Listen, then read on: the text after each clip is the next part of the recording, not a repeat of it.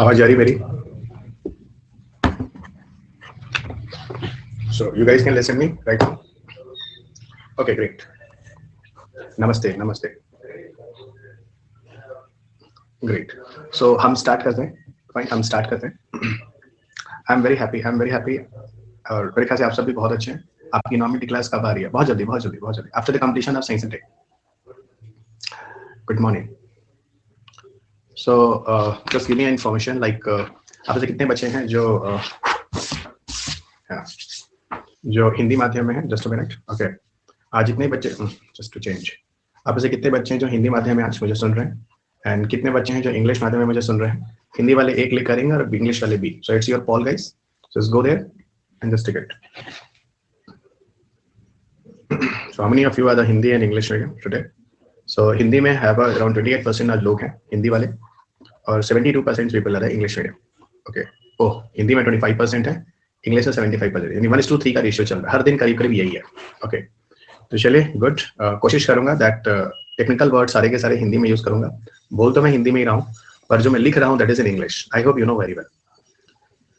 Okay fine. So thank you everyone. आगे बढ़ते हैं. और आज एक अनाउंसमेंट भी है जो मैं आपको कर रहा हूँ. ठीक है, एक अनाउंसमेंट भी है. एक अनाउंसमेंट भी है. आज एक अनाउंसमेंट भी है. ओके, एक अनाउंसमेंट भी है यहाँ पे. ठीक है, and this announcement is important for everyone. Okay, जो मैं आपको बता दूं. ठीक है, अनाउंसमेंट ये है कि मैंने जो टेलीग्राम ग्रुप है वहां पे मैंने एक अपडेट डाल दिया है कि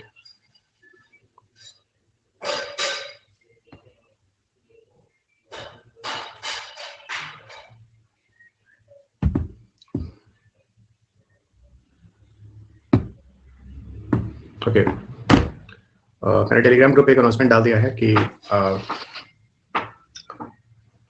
बायोलॉजी की क्लास मैं कल से स्टार्ट कर रहा हूँ क्योंकि जो एक्सपेक्टेशंस था वो स्टार्ट हो गया है.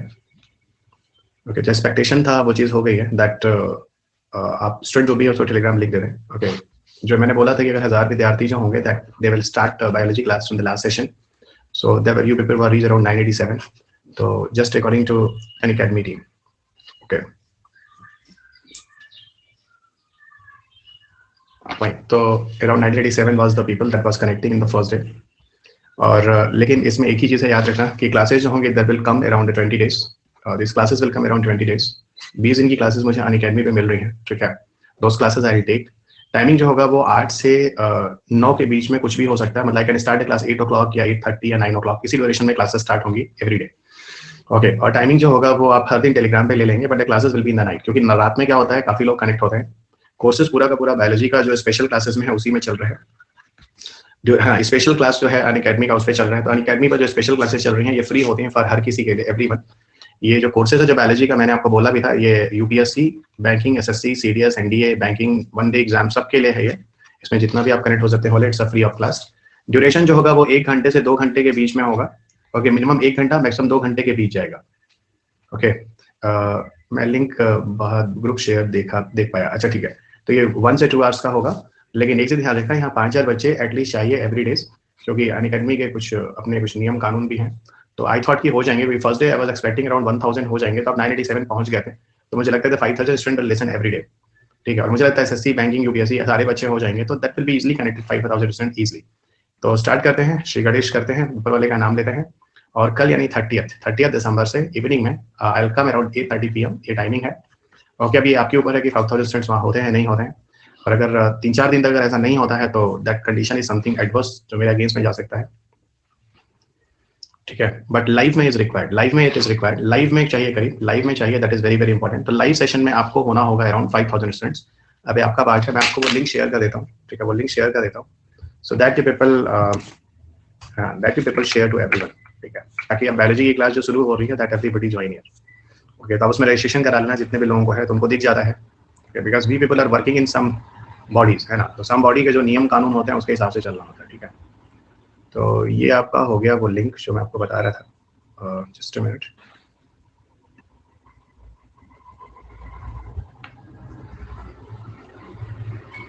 सो ये वो लिंक है जो मैंने आपको पिन भी कर दिया है. ओके, सो ये आप शेयर कर देना जिसको भी होगा आपके ग्रुप पर. जितने भी ग्रुप होंगे आप इसको शेयर करना. तो चलिए कल से मिलते हैं बायोलॉजी के लिए. लास्ट में इस बारे में बात करेंगे कि क्या करने वाले हैं बायोलॉजी में, जो वहाँ पे आपको इंटायर बायोलॉजी की फ्री क्लासेस होने वाली है। अब चले, अब हम बात करते हैं ओके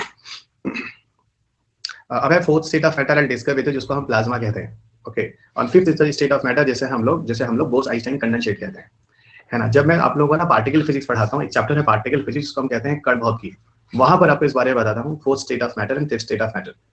ओके, तो फोर्थ स्टेट ऑफ मैटर है ना, अब इस बारे में आप लोग देखना, जो 5000 है वो आप देख लीजिएगा, कल 5000 होने चाहिए, ठीक है, नहीं तो दिक्कत हो जाएगी, ठीक है, वो आप मैनेज कर लीजिएगा, कम से कम 2-3 दिन तो 5000 मेंटेन कीजिएगा, ठीक है। अब वो आप लोग देखिए, ठीक है। अब हम लोग इस बारे में बात नहीं करेंगे, लास्ट में बात करेंगे। अब क्लास स्टार्ट करते हैं। कल we people were there, where we people were there last day, हम बात कर रहे थे लास्ट डे किस चीज के बारे में। अच्छा, ये थोड़ा देख लेना, पीएसडीआईटी दिल्ली, डायरेक्टर पूर्वांचल एस गोरखपुर, ये सब चीजें आपको पता है, ठीक है। आगे बढ़ते हैं। हाँ, हम बात कर रहे थे कल बीटर रिएक्टर के बारे में। Excellent, we were talking about the breeder reactor. Breeder reactor को हिंदी माध्यम में भी हम ब्रीडर रिएक्टर ही बोलते हैं, ठीक है। अब देखो होता क्या है ब्रीडर रिएक्टर, मैंने बोला था ऐसा रिएक्टर जहां पर, अच्छा रिएक्टर होता क्या, तो मैंने बोला था एक तरह का न्यूक्लियर फर्नेस होता है। आई होप यू रिमेंबर, और मैंने इसको डिक्लेयर भी कराया था, है ना। रिएक्टर एक तरह का नाप की भट्टी होती है, न्यूक्लियर फर्नेस होता है, जहां पर हम न्यूक्लियर फिजन और न्यूक्लियर फ्यूजन का एक्सपेरिमेंट कराते हैं। यानी जो भी विखंडन या जो भी नाप की संलयन होता है ना, न्यूक्लियर फिजन या न्यूक्लियर फ्यूजन जो होता है, ठीक है, वो सारे के सारे केसेस में विखंडन और ये संलयन में वो सारी अभिक्रियाएं जो होती हैं इन्हीं फर्नेस के अंदर कराते हैं, भट्टियों के अंदर कराते हैं, कंट्रोल तरीके से कराते हैं, ठीक है, जिससे उसका नुकसान ना हो, ठीक है, फाइन। अब जो ब्रीडर रिएक्टर थे, मैंने कल बोला था there are 2 types of breeder reactor. Breeder reactor वो होते हैं जहां पर किसी फ्यूल की एफिशिएंसी जो होती है, एनर्जी जनरेट करने की बढ़ जाती है। ब्रीडर रिएक्टर दो तरह के होते हैं, एक होता है इसे हम कहते हैं एफबीआर, और दूसरा जिसे कहते हैं टीबीआर। ओके, फास्ट ब्रीडर रिएक्टर को, इसको हम लोग कहते हैं फास्ट ब्रीडर रिएक्टर। ओके, इसको हम लोग कहते हैं फास्ट ब्रीडर रिएक्टर। ओके, इसको हम लोग कहते हैं फास्ट ब्रीडर रिएक्टर, और टीबीआर को हम लोग कहते हैं this is called as a thermal breeder reactor. Okay, this is called as a thermal breeder reactor. So fast breeder reactor and thermal breeder reactor, ठीक है। अब सुनो, फास्ट ब्रीडर रिएक्टर क्या होता है, थर्मल ब्रीडर रिएक्टर क्या होता है, जरा समझना। एक चीज तो ये समझ में आ गई कि रिएक्टर जिसके अंदर फ्यूल चलता है, ब्रीडर जिसके अंदर एफिशिएंसी बढ़ जाती है फ्यूल की एनर्जी जनरेट करने की, और फास्ट का मतलब होता है जहां पर speed of neutron generally fast रखा जाता है। हम लोगों ने जब पिछले टर्म पे डिस्कशन किया था, तो हम लोगों ने मॉडरेटर के बारे में बात किया था। Do you remember moderator? हम लोगों ने मॉडरेटर के बारे में बात किया था, और जब मॉडरेटर के बारे में बात किया था तो हम लोगों ने क्या बोला था, हम लोगों ने जब मॉडरेटर के बारे में बात किया था, हमने बोला था कि स्पीड ऑफ न्यूट्रॉन को स्लो करने की कोशिश करता है, ठीक है। लेकिन ये ऐसा रिएक्टर है जहां जनरली मॉडरेटर का यूज नहीं किया जाता है। तो अगर मॉडरेटर का यूज नहीं किया जाएगा तो यहाँ स्पीड ऑफ न्यूट्रॉन क्या होगा, जनरली फास्ट होगा। तो लॉजिक यही कहता है कि फास्ट ब्रीडर रिएक्टर ऐसे रिएक्टर होते हैं जहां पर जनरली मॉडरेटर का यूज नहीं करते हैं, और अगर मॉडरेटर का यूज नहीं करेंगे तो यहाँ पे जो फ्यूल होगा जो टूटेगा वो फास्ट स्पीड से ही टूट पाएगा। इसीलिए यहाँ पर मॉडरेटर का यूज नहीं किया जाता है, और इस रिएक्टर का नाम उसकी प्रॉपर्टी के बेस पर ही फास्ट ब्रीडर रिएक्टर कहा जाता है। ओके, उस प्रॉपर्टी के बेस पे उसे फास्ट ब्रीडर रिएक्टर कहा जाता है। तो मेरे ख्याल से you people understood about the fast breeder reactor, this is important for everyone. अब मुझे लगता है में से किसी को फास्ट ब्रीडर रिएक्टर में इसी तरह की प्रॉब्लम होने वाली है। Okay everyone, fine. तो फास्ट ब्रीडर रिएक्टर में I don't think so anybody about ऐसा रिएक्टर जहां पर ब्रीडिंग टेक्नोलॉजी होती हो और स्पीड ऑफ न्यूट्रॉन जल्दी फास्ट रखते हो। ओके, सो ऐसा रिएक्टर जहां पर ब्रीडिंग टेक्नोलॉजी होती हो, reactor have breeding technology, reactor have breeding technology and speed of neutron and speed of neutron and speed of neutron fast and speed of neutron fast। यहाँ पर neutron की speed जो होती है वो फास्ट होती है, इसको हम बोलते हैं this is the fast breeder reactor, ठीक है। आपको बताऊं फास्ट ब्रीडर रिएक्टर आपके मेंस के लिए it is very important question, और कल मैंने बोला था पिछले 10 साल में देखो तो 3 बार मेंस के पेपर में फास्ट ब्रीडर रिएक्टर पे क्वेश्चन आ चुका है। लास्ट टाइम ये क्वेश्चन 2019 के मेंस में था, 18-19 के मेंस में था। ओके, ठीक है। तो breeding technology and speed of neutron fast, fine, this is here, you must be clear, ठीक है। अच्छा, अब इसका आगे भी इंपॉर्टेंट है फास्ट ब्रीडर रिएक्टर, उस पर अभी हम बात करते हैं, पर उस पर जाने के पहले उस पे जाने के पहले जरा इधर समझो थर्मल ब्रीडर रिएक्टर क्या होते हैं। फास्ट ब्रीडर रिएक्टर के अपोजिट इनमें भी क्या होगा, ऐसा रिएक्टर जहां पे ब्रीडिंग टेक्नोलॉजी तो है, ब्रीडिंग टेक्नोलॉजी क्या है प्रीवियस लेक्चर से आप समझ सकते हैं, और यहाँ पर जनरली हम लोग टेम्परेचर काफी हाई रखते हैं। यहाँ पर एक्चुअल में हम लोग जो टेम्परेचर होता है काफी हाई रखते हैं, यानी ऐसा रिएक्टर जहां पे ब्रीडिंग टेक्नोलॉजी भी है और टेम्परेचर भी काफी हाई रखा जाता है, उसको हम कहते हैं थर्मल ब्रीडर रिएक्टर, ठीक है। इसको हम कहते हैं थर्मल ब्रीडर रिएक्टर। हर्ष, रिएक्शन नहीं रुकेगा क्योंकि ये डिपेंड करता है अलग अलग फ्यूल पर। जैसे यूरेनियम को तोड़ने के लिए स्पीड ऑफ न्यूट्रॉन स्लो चाहिए, प्लूटोनियम को तोड़ने के लिए स्पीड ऑफ न्यूट्रॉन फास्ट चाहिए, तो डिपेंड करता है जिस तरह का फ्यूल होगा उस तरह की वहां पर कंडीशंस रखेंगे, क्योंकि हर फ्यूल का अपना एनवायरमेंटल कंडीशन अलग अलग होता है। ओके, समझना यूपीएससी के दिमाग के हिसाब से समझो जो कि जरूरी है।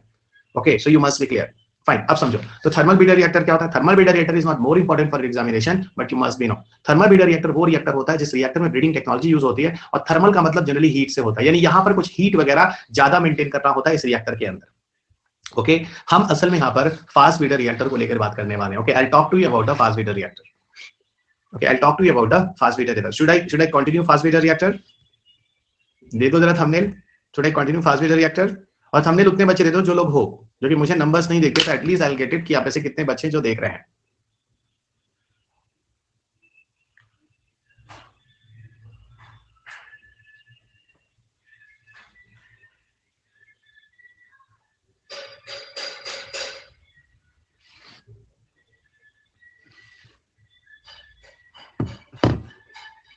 ओके एवरीवन,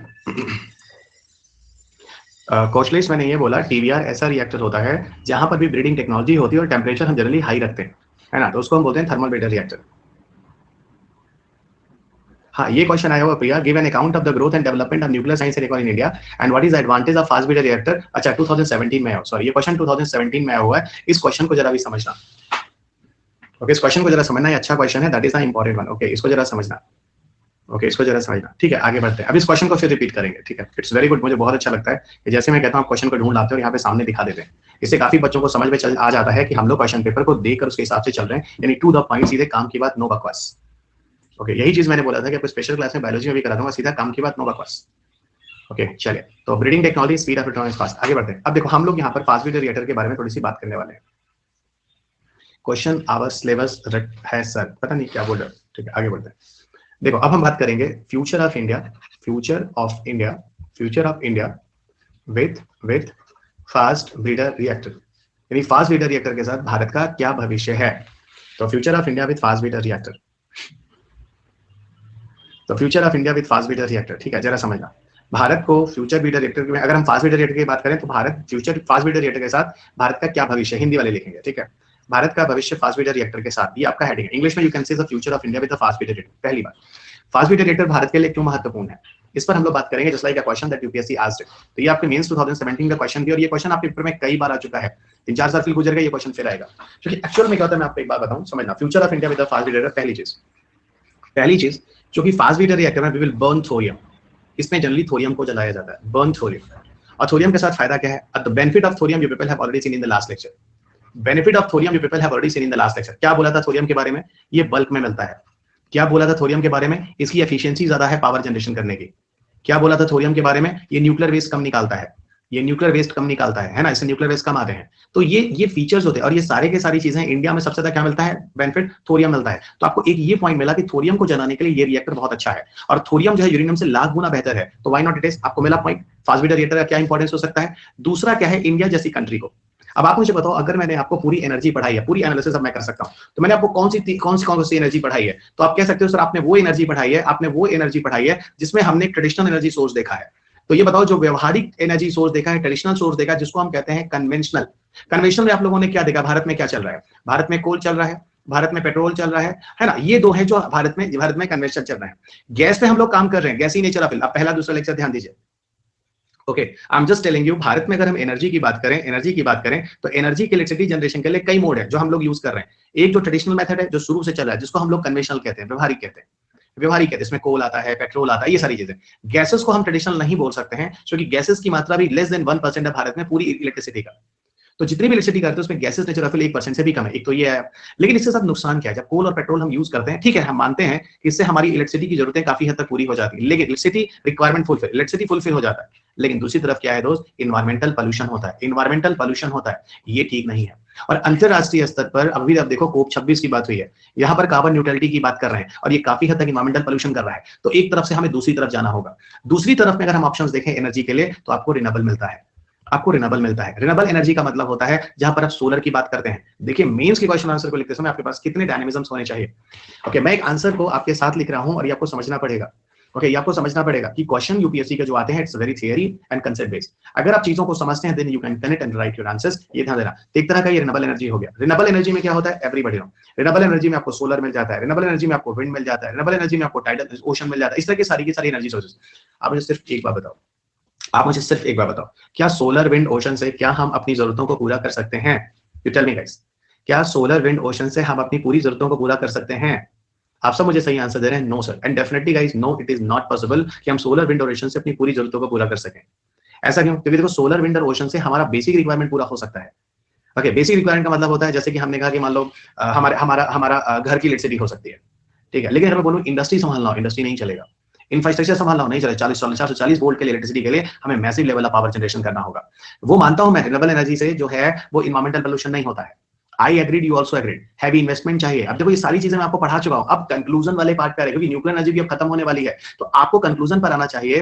ओके, आपको कंक्लूजन पर आना चाहिए। और यूपीएससी में जो चीजें आती हैं वो जब तक you will not have a knowledge ना, तब तक आप उसको मैनिपुलेट नहीं कर पाओगे। तो वही कह रहा हूं कि रिन्यूएबल एनर्जी भी उस लेवल पर बेटर नहीं होगा। दूसरा, अब आता है तीसरा एक ऑप्शन आपको दे रहा हूं, that is called nuclear energy. तीसरा मैं आपको दे रहा हूं न्यूक्लियर एनर्जी, ठीक है। न्यूक्लियर एनर्जी का एक क्वेश्चन जो अभी आपको फास्ट मीटर रेटर का दिखा रहा हूं, यही क्वेश्चन आपके पेपर में 1920 में भी आया है कि न्यूक्लियर एनर्जी कैसे इंडिया के लिए इंपॉर्टेंट हो सकती है और इसका प्रॉस एंड कॉन्स क्या है। किसी के पास क्वेश्चन हो तो यहाँ पे कॉपी करना, I would like to read out that question. इसका मतलब न्यूक्लियर एनर्जी पे अभी आपने फास्ट मीटर रिएक्टर भी किससे जुड़ा है दोस्त? Fast breeder reactor is also connecting with the nuclear energy. एक फास्ट मीटर रिएक्टर वाला क्वेश्चन आपको बता रहा हूं। दूसरा आपको बता रहा हूं न्यूक्लियर एनर्जी का pros and cons, nuclear energy कैसे भारत के लिए महत्वपूर्ण है। ये क्वेश्चन 2019 में भी आया। तो सर आप तो इसका मतलब 17 में फिर 1920 में फिर वही न्यूक्लियर एनर्जी पे क्वेश्चन पूछ रहा है, तो पूछ ही रहा है। इसीलिए मैं कह रहा हूं कि आप मुझे समझो, और मैंने आपको इस लेवल पे पढ़ाया है कि now you people can do the analysis. और आपके अगर इंटरव्यूअर भी कुछ क्वेश्चन पूछता है तो you have a points, handsome points in the support of your points कि ये चीजें हैं और इस हिसाब से देखो ये प्रूफ होता है। Okay fine. और सुनिएगा। अब सुनो एक चीज और बताता हूं। तो न्यूक्लियर एनर्जी पर हम बात करते हैं, ठीक है। अब हम न्यूक्लियर एनर्जी पे बात करते हैं। आप ही बताओ न्यूक्लियर एनर्जी पे हम क्या बोलेंगे। अब हम न्यूक्लियर एनर्जी पे यही बोलेंगे कि न्यूक्लियर एनर्जी के साथ इतना पोटेंशियल है कि आप सोच भी नहीं सकते। न्यूक्लियर एनर्जी के साथ इतना पोटेंशियल है जो आप सोच भी नहीं सकते। पहली बात, और न्यूक्लियर एनर्जी के साथ जो पोटेंशियल है उसके बारे में बता दूं कि यहां पर आप अपना एनर्जी जनरेशन भी कर लो, जो आपको इलेक्ट्रिसिटी चाहिए वो भी फुलफिल हो जाएगा। और दूसरी चीज, यहाँ पे इन्वायरमेंटल पोल्यूशन भी नहीं है। क्यों इन्वायरमेंटल पोल्यूशन नहीं है? क्योंकि न्यूक्लियर एनर्जी से जो न्यूक्लियर वेस्ट बनते हैं, ध्यान रखना, न्यूक्लियर एनर्जी से जो न्यूक्लियर वेस्ट बनते हैं, इसको डिस्ट्रॉय करने के लिए इंडिया में रीप्रोसेसिंग प्लांट भी है। इनके बारे में मैंने कल बताया नहीं था, अब मैं बता रहा हूं, क्योंकि जो न्यूक्लियर एनर्जी से यूरेनियम जलता है, थोरियम जलता है, प्लूटोनियम जलता है, उसके बाद क्या बनता है? Nuclear waste. न्यूक्लियर वेस्ट को सीधा आप ले जाकर किसी गड्ढे में, किसी समुद्र के अंदर आप डंप नहीं कर सकते हैं। It's against the rule guys, ये वायलेशन है। क्योंकि न्यूक्लियर वेस्ट में रेडिएक्टिव एलिमेंट होते हैं जो अल्फा बीटा गामा रेडिएशन करते हैं, जो बहुत ज्यादा खतरनाक होते हैं। तो इनको क्या किया जाए? इनको हम ले जाए न्यूक्लियर वेस्ट को पहले रिप्रोसेसिंग प्लांट में ले जाए। रिप्रोसेसिंग प्लांट पता है, भारत में पहला रिप्रोसेसिंग प्लांट जो बना था वो 1964 में बनाया गया था, ट्रॉम्बे में। ट्रॉम्बे कहां पड़ता है दोस्त? डू यू नो ट्रॉम्बे कहां पड़ता है? कोई बच्चा है वहां पे अगल बगल का मुझे सुन रहा हो? ट्रॉम्बे पड़ता है महाराष्ट्र में। भारत में पहला जो रिप्रोसेसिंग प्लांट है वो ट्रॉम्बे से बनाया गया। और ट्रॉम्बे में जब भारत ने रिप्रोसेसिंग प्लांट पहला सेटअप किया, दुनिया में हम चौथे नंबर पर आ गए। देखो काबिले तारीफ है हमारी। We have to stand on the 4th position in the world. हम दुनिया में चौथे नंबर पर आ गए, चौथे नंबर पर। बात समझ में आ रही है? चौथे नंबर पर हम आ गए दुनिया में, ये ट्रॉम्बे महाराष्ट्र में। बाद में चलकर एक ही जगह पर रिप्रोसेसिंग प्लांट पूरा नहीं हो सकता। एक ही जगह पर रिप्रोसेसिंग प्लांट से हमारी जरूरतें पूरी नहीं हो सकती। बाद में यहीं पर देखो, भारत में तारापुर में भी रिप्रोसेसिंग प्लांट बनाया गया। तारापुर भी महाराष्ट्र में ही पड़ता है। इसके अलावा कलपक्कम में भी बनाया गया। कलपक्कम कहां पड़ता है दोस्त? कलपक्कम पड़ता है तमिलनाडु। तो आज भारत में कई ऐसी जगह हैं जहां पर रिप्रोसेसिंग प्लांट है। आज भारत में कई ऐसी जगह हैं जहां रिप्रोसेसिंग प्लांट है। इन्हीं रिप्रोसेसिंग प्लांट में हम ले जाते हैं न्यूक्लियर वेस्ट को और काफी हद तक उसको रिसाइकिल कर देते हैं। ओके, काफी हद तक उसको हम रिसाइकिल कर देते हैं। तो इट्स एब्सोल्युटली अंजलि, है ना? बहुत अच्छा, थैंक यू बच्चा। एक क्वेश्चन जो ये 19 का है या 20 का बच्चा, ये भी बता दो अंजलि। क्वेश्चन क्या था आपके पेपर में? न्यूक्लियर एनर्जी दो has potential to solve India's energy problem but carry inherent risk. अरे ये वही क्वेश्चन तो है, उसी तरह का क्वेश्चन है जो यूपीएससी ने पूछा था, है ना? इसके साथ दो और पॉइंट्स है अंजलि, है ना? ये क्वेश्चन रियल ऐसे नहीं था, इसमें एक और पार्ट जुड़ा हुआ था, इसका प्रॉस एंड कॉन्स क्या है। ठीक है, अब मेरे ख्याल से आप समझ चुके हैं दोस्त कि न्यूक्लियर एनर्जी भारत के लिए एक वायबल ऑप्शन है। ठीक है, क्यों वायबल ऑप्शन है? You have a handsome points, अब आप लिख सकते हैं क्योंकि न्यूक्लियर एनर्जी में अथाह एनर्जी है। हाँ, देयर हैव सम लिमिटेशंस, कुछ प्रॉब्लम्स हैं जिस पे हम लोग बात करेंगे, लेकिन न्यूक्लियर एनर्जी के पास अथाह एनर्जी है। न्यूक्लियर एनर्जी के पास अथाह एनर्जी है जिससे आप इंडिया की जरूरत को पूरी कर सकते हैं। अब मेरे ख्याल से आपके पास पॉइंट आया। और दूसरी चीज आपको ये मिला, ये बताओ न्यूक्लियर एनर्जी को यूज करने के लिए तुमको कहां पर चलाओगे न्यूक्लियर एनर्जी को? रिएक्टर्स में। तो वो रिएक्टर भारत में क्या है? फास्ट ब्रीडर रिएक्टर बनाओगे तो ये चीज ज्यादा अच्छे से यूज कर पाओगे ना। तो मैंने फास्ट ब्रीडर रिएक्टर को इंडिया की न्यूक्लियर एनर्जी के साथ से भी जोड़ दिया, क्योंकि इंडिया के रेफरेंस में तो सबसे अच्छा रिएक्टर होगा ना।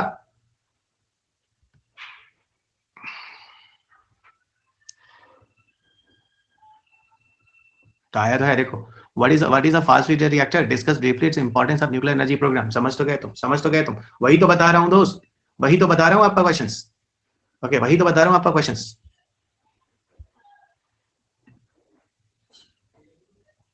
देखो ये क्वेश्चन भी है, 2018 का क्वेश्चन है, with growing energy need should India keep on expanding its nuclear energy programme. आप मुझे बताओ with growing energy need India should keep on expanding the nuclear energy programme. Definitely करना है, करना है कि नहीं करना है, इंडिया न्यूक्लियर एनर्जी प्रोग्राम के साथ काम करना है नहीं करना है, डेफिनेटली करना है, क्योंकि अभी मैंने बोला क्यों, आपके पास ये ऑप्शन है दोस्त, आपके पास ये ऑप्शन है, क्योंकि ये वाला ट्रेडिशनल मेथड इन्वायरमेंटल पोल्यूशन है, इंटरनेशनल प्रेशर है, रिन्यूएबल एनर्जी हमारी जरूरतों को पूरा नहीं कर पा रहा है, न्यूक्लियर एनर्जी के पास इतना पोटेंशियल है, इतना पोटेंशियल, इतना पोटेंशियल है कि हम सोच भी नहीं सकते, इससे इन्वायरमेंट बहुत ज्यादा प्रॉब्लम भी होने वाली नहीं है, क्योंकि जो न्यूक्लियर वेस्ट आएगा, मैं रिपीट कर रहा हूं अपनी बातों को, जो न्यूक्लियर वेस्ट आएगा उसको हम रिप्रोसेसिंग प्लांट पर ले जाकर उसको रिसाइकिल कर देंगे।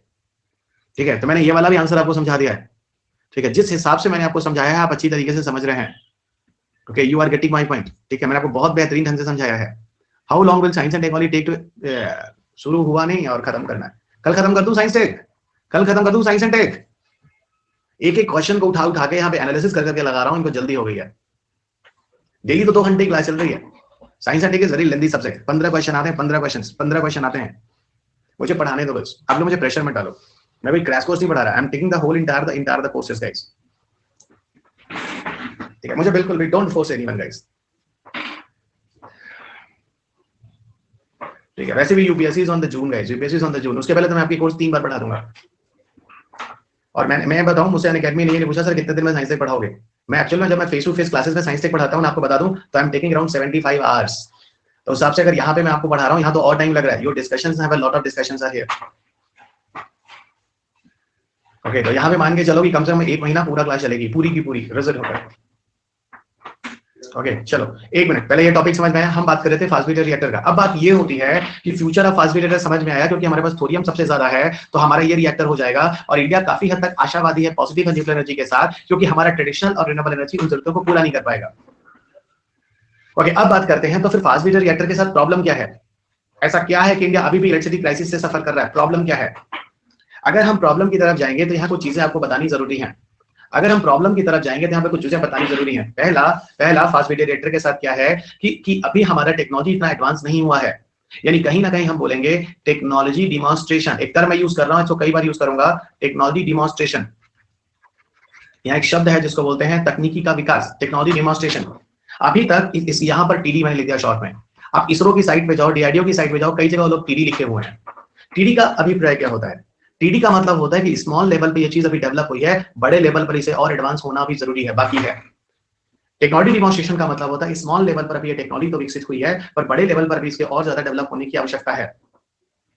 ओके, बड़े लेवल पर इसे और ज्यादा विकसित होने की आवश्यकता है, इसे कहते हैं technology demonstration. Okay, technology demonstration short में आप कह सकते हैं टीडी। ओके, तो फास्ट ब्रीडर रिएक्टर के साथ पहला क्या है कि छोटे लेवल पर तो फास्ट ब्रीडर रिएक्टर भारत में सफल हो चुका है, बड़े लेवल पर अभी और ज्यादा कार्य करना बाकी है। मैं अगर आपसे एक क्वेश्चन पूछूं, दुनिया में पहला फास्ट ब्रीडर रिएक्टर किस जगह लगा है, एनीबॉडी कैन टेल मी, दुनिया में पहला फास्ट ब्रीडर रिएक्टर कहां लगा है। ओके, दुनिया में पहला फास्ट ब्रीडर रिएक्टर कहां लगा है, where the world first fast breeder reactor setup. आप ऐसे काफी बच्चे मुझे सही आंसर दे रहे हैं, this is in Russia, I agree with you, this is in Russia. तो भारत के अलावा कहीं पर भी फास्ट ब्रीडर रिएक्टर पे काम चल रहा है तो वो रशिया है। तो पहला जो इसकी टेक्नोलॉजी डिमॉन्स्ट्रेशन है, अभी तक हम इसकी आर&डी नहीं कर पाए अच्छी तरीके से। और दूसरा आपको बताऊं, फास्ट ब्रीडर रिएक्टर्स जो होते हैं they are very costly, fast breeder reactors are costly, ये काफी महंगे हैं, fast breeder reactors are costly, ये काफी महंगे हैं। ठीक है, तो एक हो गया टेक्नोलॉजी डिमॉन्स्ट्रेशन और दूसरा हो गया they are very costly, they are very costly. ठीक है, इन्हीं बेसिस पर हम आपको बताएं कि अभी भी फास्ट ब्रीडर रिएक्टर पर और ज्यादा कार्य करने की आवश्यकता है। लेकिन जब मैं बोलूं क्या फ्यूचर है, बिल्कुल फ्यूचर है, बिल्कुल फ्यूचर है। अभी मैं आपको बताता हूं कि थोड़े लेवल पर इंडिया में कहां पर power generation fast breeder reactor में प्रारंभ हो चुका है। अभी मैं आपको बताता हूं कि थोड़े लेवल पर फास्ट ब्रीडर रिएक्टर में इंडिया में पावर जनरेशन कहां प्रारंभ हो चुका है। I tell you, I discuss with you, I discuss with you. तो ये आपका पूरा का पूरा हुआ दोस्त न्यूक्लियर एनर्जी को लेकर, जितनी भी लॉजिक से रिएक्टर्स वगैरह को लेकर वो भी आपको बता दिया। ठीक है, एक चीज और बताऊंगा, एक्चुअल में जो इंडिया में जो पावर जनरेशन है, समझना, इंडिया में जो पावर जनरेशन है न्यूक्लियर एनर्जी से, इंडिया में जो भी न्यूक्लियर एनर्जी से पावर जनरेशन है वो पूरे होल इलेक्ट्रिसिटी का 3% है आज, यानी पूरे विद्युत का 3% विद्युत आज भारत में न्यूक्लियर एनर्जी से बनता है। पूरे 3% जो विद्युत पूरे भारत में होता है वो लगभग न्यूक्लियर एनर्जी से आता है। तो उस हिसाब से न्यूक्लियर एनर्जी का कंट्रीब्यूशन अभी इंडिया में बहुत कम है, बहुत कम है। ठीक है, और समय की आवश्यकता के अनुरूप अगर हम बात करें तो न्यूक्लियर एनर्जी की तरफ जाना होगा, तो nuclear energy is the best viable option, ये मैंने आपको बता दिया। अब कुछ लोग यहाँ से कह सकते हैं सर प्रॉस तो आपने बता दिया, आई एग्री, आपने इसका फायदा तो बता दिया कि हमारी जरूरत को पूरा कर पाएगा, लेकिन आप इसे कॉन्स के बारे में बात क्यों नहीं करते, क्योंकि यूपीएससी ने तो कॉन्स भी पूछा था। मैं क्यों बोल रहा हूँ कि नहीं बात कर रहा हूँ, मैं तो कर ही रहा हूँ। मैंने आपको पहले ही बोला था चेरनोबिल भी हो सकता है, मैंने आपसे बोला था चेरनोबिल भी हो सकता है, लेकिन चेरनोबिल नहीं होगा। मैं बोल सकता हूँ फ्यूकुशिमा भी हुआ था, फ्यूकुशिमा भी हुआ था, मैं कह रहा हूँ नहीं होगा। आप निराशावादी हैं, मैं आशावादी हूँ। मैं कह रहा हूं कि चेरनोबिल और फुकुशिमा हुआ था, 3 माइल आइलैंड एक्सीडेंट भी हुआ पेंसिल्वेनिया में, 3 माइल आइलैंड एक्सीडेंट भी हुआ है। अगर आप बुक बड़ी पढ़ रहे हो तो आपको मिल जाएगा 3 mile island accident, science and tech. तो पेंसिल्वेनिया में भी ये दुर्घटना हुई है। ये बताओ कि दुनिया में कितनी जगह ऐसी हैं जो आज से न्यूक्लियर एनर्जी से दुर्घटनाएं हुई हैं, और जो भी दुर्घटनाएं हुई हैं वो उनमें से कुछ ही ऐसे हैं जो मैन मेड है, कुछ तो नेचुरल है, कुछ तो नेचुरल है। अब जैसे जापान वाला था, जापान वाला तो तुम लोग रेडियोएक्टिव एलिमेंट वहां से हटा ही नहीं थे, कंटेनर में पड़ा था, फट गया, हटा दिए होते तो नहीं होता।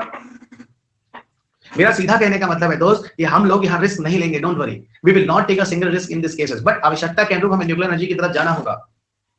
पूरी दुनिया जा रही है, काम कर रही है, हमें भी इस पर काम करना होगा, क्योंकि nuclear energy is the best viable option for the coming future, एक अच्छा विकल्प है भविष्य के लिए।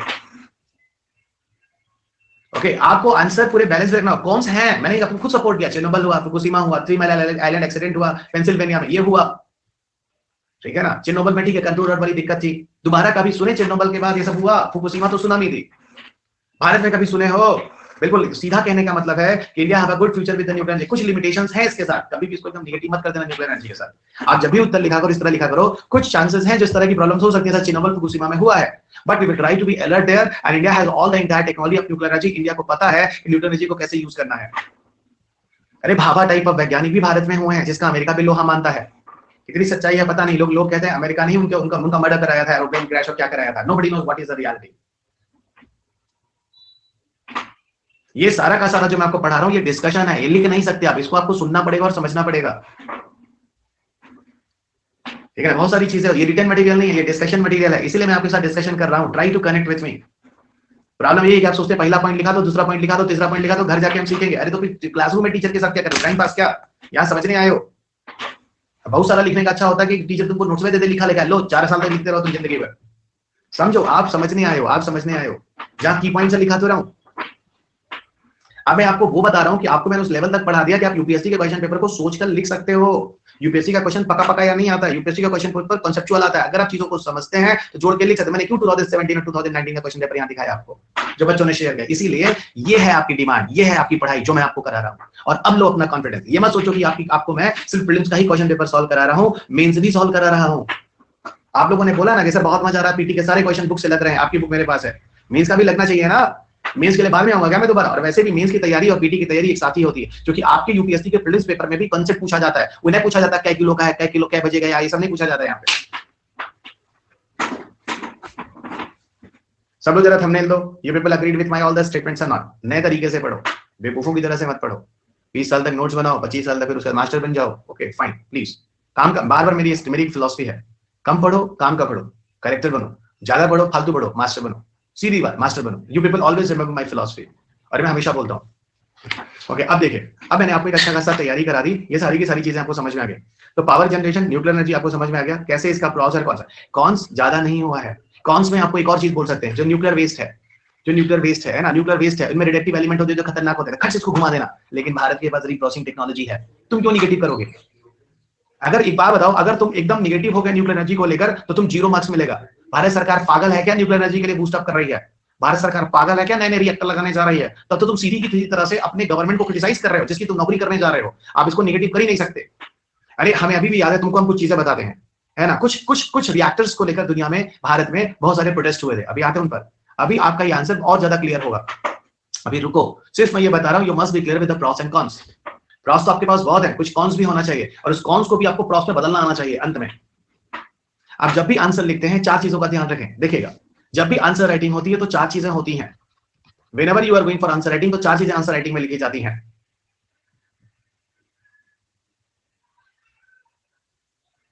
ठीक है, 4 चीजें आंसर राइटिंग में होती हैं।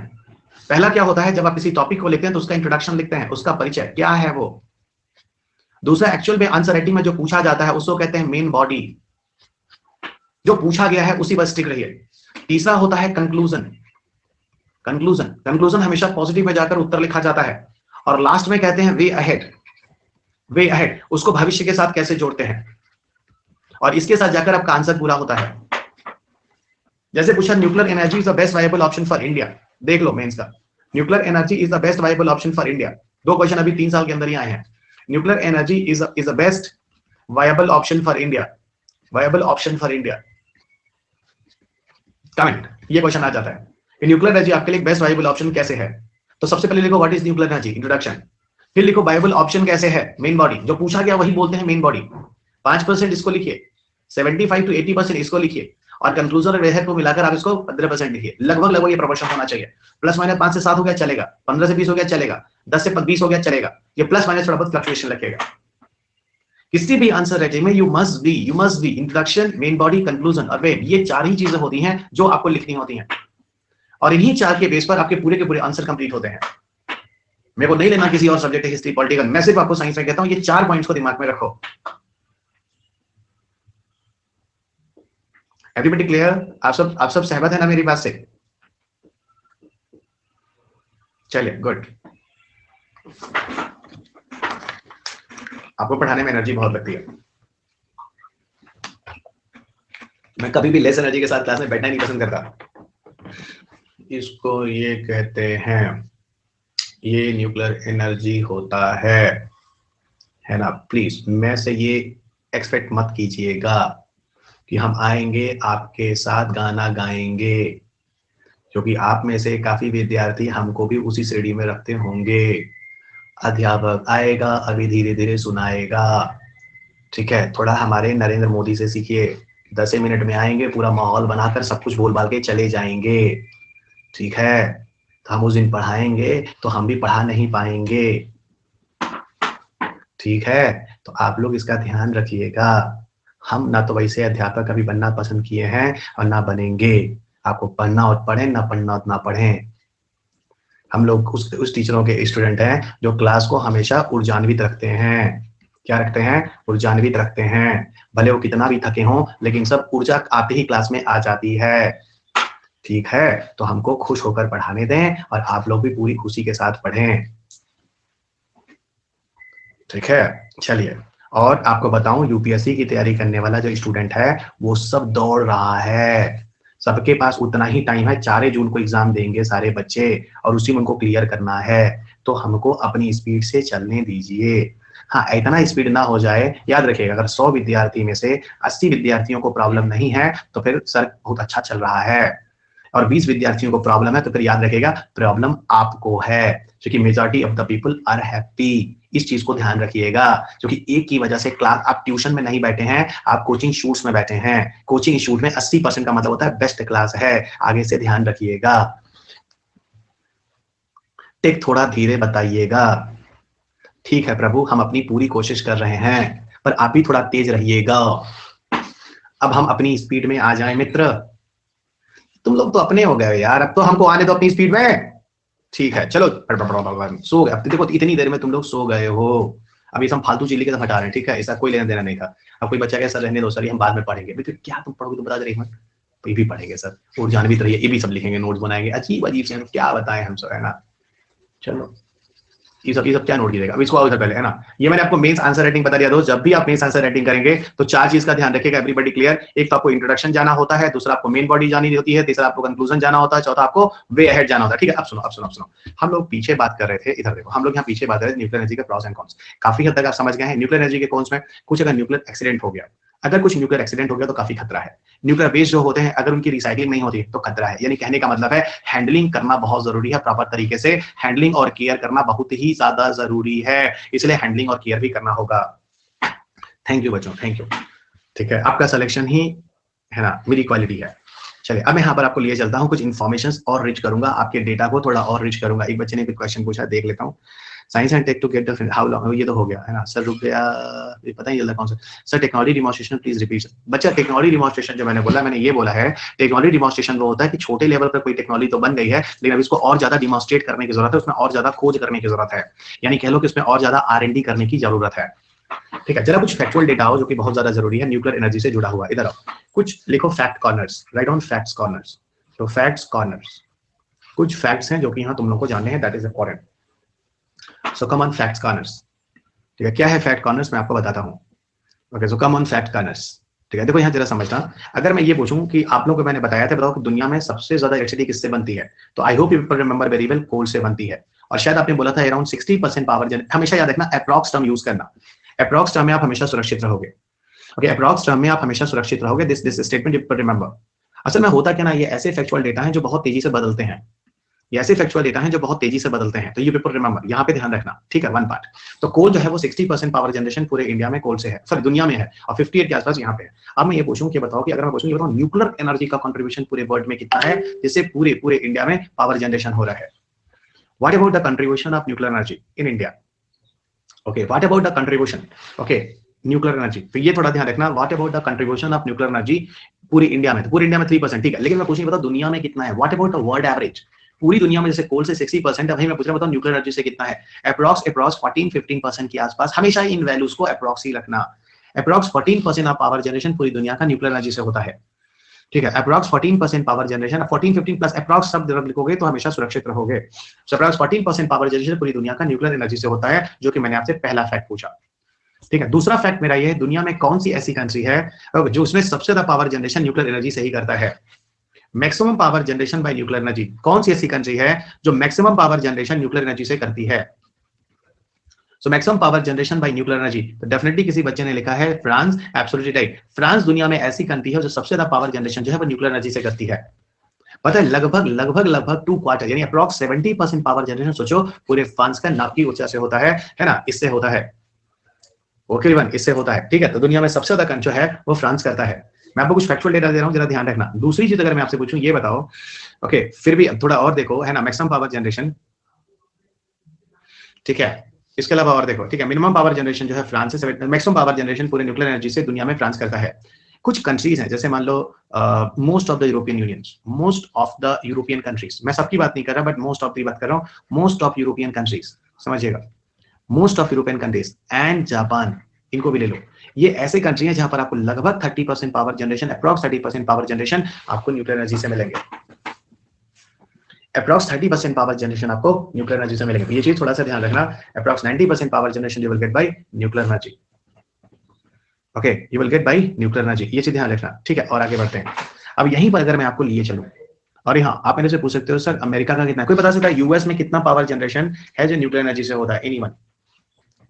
यूएस में कितना पावर जनरेशन है जो न्यूक्लियर एनर्जी से होता है? ठीक है, यूएस में कितना पावर जनरेशन न्यूक्लियर एनर्जी से होता है? क्या आप बात कर रहे हो? आप गूगल करके देख लो, 50% हो ही नहीं सकता, और हर समय इसका डेटा कुछ ना कुछ बदलता है। यूएस में कितना पावर जनरेशन न्यूक्लियर एनर्जी से हो रहा है? ओके, करीब मैं बताऊं तो 20% के आसपास आना चाहिए, अप्रॉक्स 30% पावर जनरेशन यूएस में वो न्यूक्लियर एनर्जी से होता है। अच्छा एक बात बताओ, चाइना में कितना होता है? चाइना में कितना है? चाइना में कितना है? बता सकते चाइना में how much the power generation by nuclear energy? China में कितना पावर जनरेशन है जो न्यूक्लियर एनर्जी से है? जो भी वैल्यू मैं बता रहा हूं थोड़ा प्लस माइनस हमेशा लेके रखना, गलत हुआ। चाइना में तकरीबन 5% के आसपास पावर जनरेशन न्यूक्लियर एनर्जी से है। अमेरिका का तो मैंने डेटा कुछ साल पहले देखा था, तो आई थिंक सो करीब वो 20 के आसपास ही होना चाहिए। May have some changes small little bit, but मैं कंसेप्चुअली आपको बता रहा हूं चाइना तकरीबन 5% के आसपास पावर जनरेशन चाइना में आपको न्यूक्लियर एनर्जी से मिलेगा, तो काफी कम है। ओके, रही बात दूसरे कंट्री को छोड़ो, हम सीधे इंडिया की बात करते हैं। आप मुझे ये बताओ how much power generation India by nuclear energy?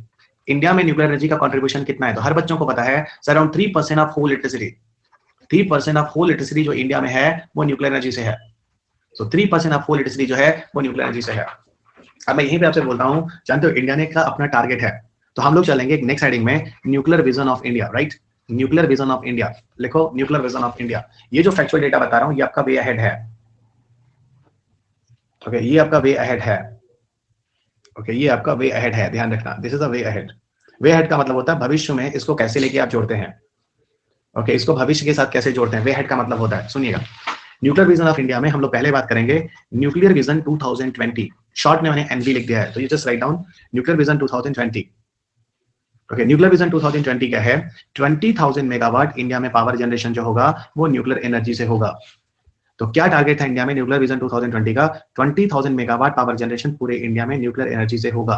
और पता है दोस्त, अब आप मुझसे पूछ सकते हो 2020 तो गुजर गया, हाँ तो मैं लिख रहा हूँ ना, ये अचीव भी हो गया है, इट इज अचीव्ड, भारत ने इसको पूरा कर लिया है, ओके, इट इज अचीव। तो इंडिया ने न्यूक्लियर विजन वाला जो 20,000 मेगावाट पावर जनरेशन है वो अचीव कर लिया है। आगे बढ़ते हैं, यहीं पर लिए चलते हैं, अगला जो न्यूक्लियर विजन है वो है न्यूक्लियर विजन 2032। न्यूक्लियर विजन 2032 में क्या टारगेट है कि 63,000 मेगावाट जो पावर जनरेशन है वो 32 तक आते आते हम न्यूक्लियर एनर्जी से करने लगेंगे। तो approx 63,000 megawatt power generation India by nuclear energy. और इसी और एक और टारगेट है जो न्यूक्लियर विजन का है, न्यूक्लियर विजन 2050 का है। न्यूक्लियर विजन 2050 क्या कहता है, आज जो न्यूक्लियर एनर्जी हम 3% पूरी होल इलेक्ट्रिसिटी का कर रहे हैं, वो 2050 तक आते आते 25% ऑफ होल इलेक्ट्रिसिटी का पहुंच जाएंगे। 25% ऑफ होल इलेक्ट्रिसिटी पर हम पहुंच जाएंगे बाई 2050। तो ये तो काबिल तारीफ है। यानी वही न्यूक्लियर एनर्जी जो आज आपका कन्वेंशनल नहीं है, दोज एनर्जी जो today is not a conventional, वो आपका कन्वेंशनल एनर्जी हो जाएगा। Okay, so today this is not the conventional energy, आपका कन्वेंशनल एनर्जी हो जाएगा। यानी आज ये सबसे ज्यादा ऊर्जा नहीं है न्यूक्लियर एनर्जी, आज हम इसको कन्वेंशनल में नहीं रखते, ठीक है। लेकिन आप मुझे बताओ 2050 में जब मैं आपके बच्चों की क्लास ले रहा हूँ आज से करीब 30 साल बाद, तो उस समय मैं इसको पढ़ा रहा हूँ, बच्चे जानते हो तुम्हारे मम्मा पापा के टाइम में मैंने बोला था कि न्यूक्लियर एनर्जी देखो आज व्यवहारिक नहीं, आज कन्वेंशनल नहीं है, क्योंकि उस समय 2020-22 में हम उसको 3% बता रहे थे, और आज देखो 2050 में मैं उसको 25% बता रहा हूँ। तो वही मैं कह रहा हूँ कि समय के साथ इंफॉर्मेशन, मेरे वर्ड्स होंगे वो बदलेंगे। भगवान करे आपके बच्चे आए जिस दिन, उस दिन मैं उनको बताऊं कि भैया देखो तुम्हारे मम्मा पापा के टाइम में क्या था और आज भारत ने अचीव कर लिया है। टाइम लगेगा दोस्त, टाइम लगेगा। अब बात ये होती है इनको अचीव करने में क्या करने वाले, पता है एक्चुअल में जो न्यूक्लियर एनर्जी जनरेट करते हैं वो कहां करते हैं। न्यूक्लियर एनर्जी को जनरेट करने के लिए भारत में रिएक्टर्स लगते हैं, जिन रिएक्टर्स के बारे में आपको शुरुआत में बात कर रहा था। रिएक्टर्स जो है आपको बताऊं तो बहुत सारे ऐसे रिएक्टर्स हैं, ठीक है, बहुत सारे ऐसे रिएक्टर्स हैं जो ऑलरेडी सेटअप हो चुके हैं, they are working in India, क्योंकि उन्हीं की मदद से तो आज हम 3% तक पहुंच पाए हैं। और बहुत सारे ऐसे होंगे जो फ्यूचर रिएक्टर्स हम लगा रहे हैं।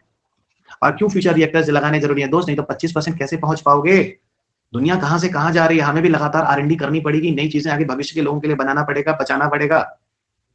अब जैसे वर्किंग रिएक्टर्स में बहुत सारे हैं, जैसे आपको तारापुर जो मैंने आपको बोला था, जो भारत का पहला सेटअप हुआ था, तारापुर के बाद आप नरोरा ले सकते हो, बहुत सारे नरोरा है। आप में से कितने लोग बता सकते हैं, रावत भाटा है, गॉट इट, रावत भाटा, ये वो हैं जिनकी मदद से आज भारत में 3% चल रहा है। मैं फ्यूचर वाला बात आपसे पूछूंगा।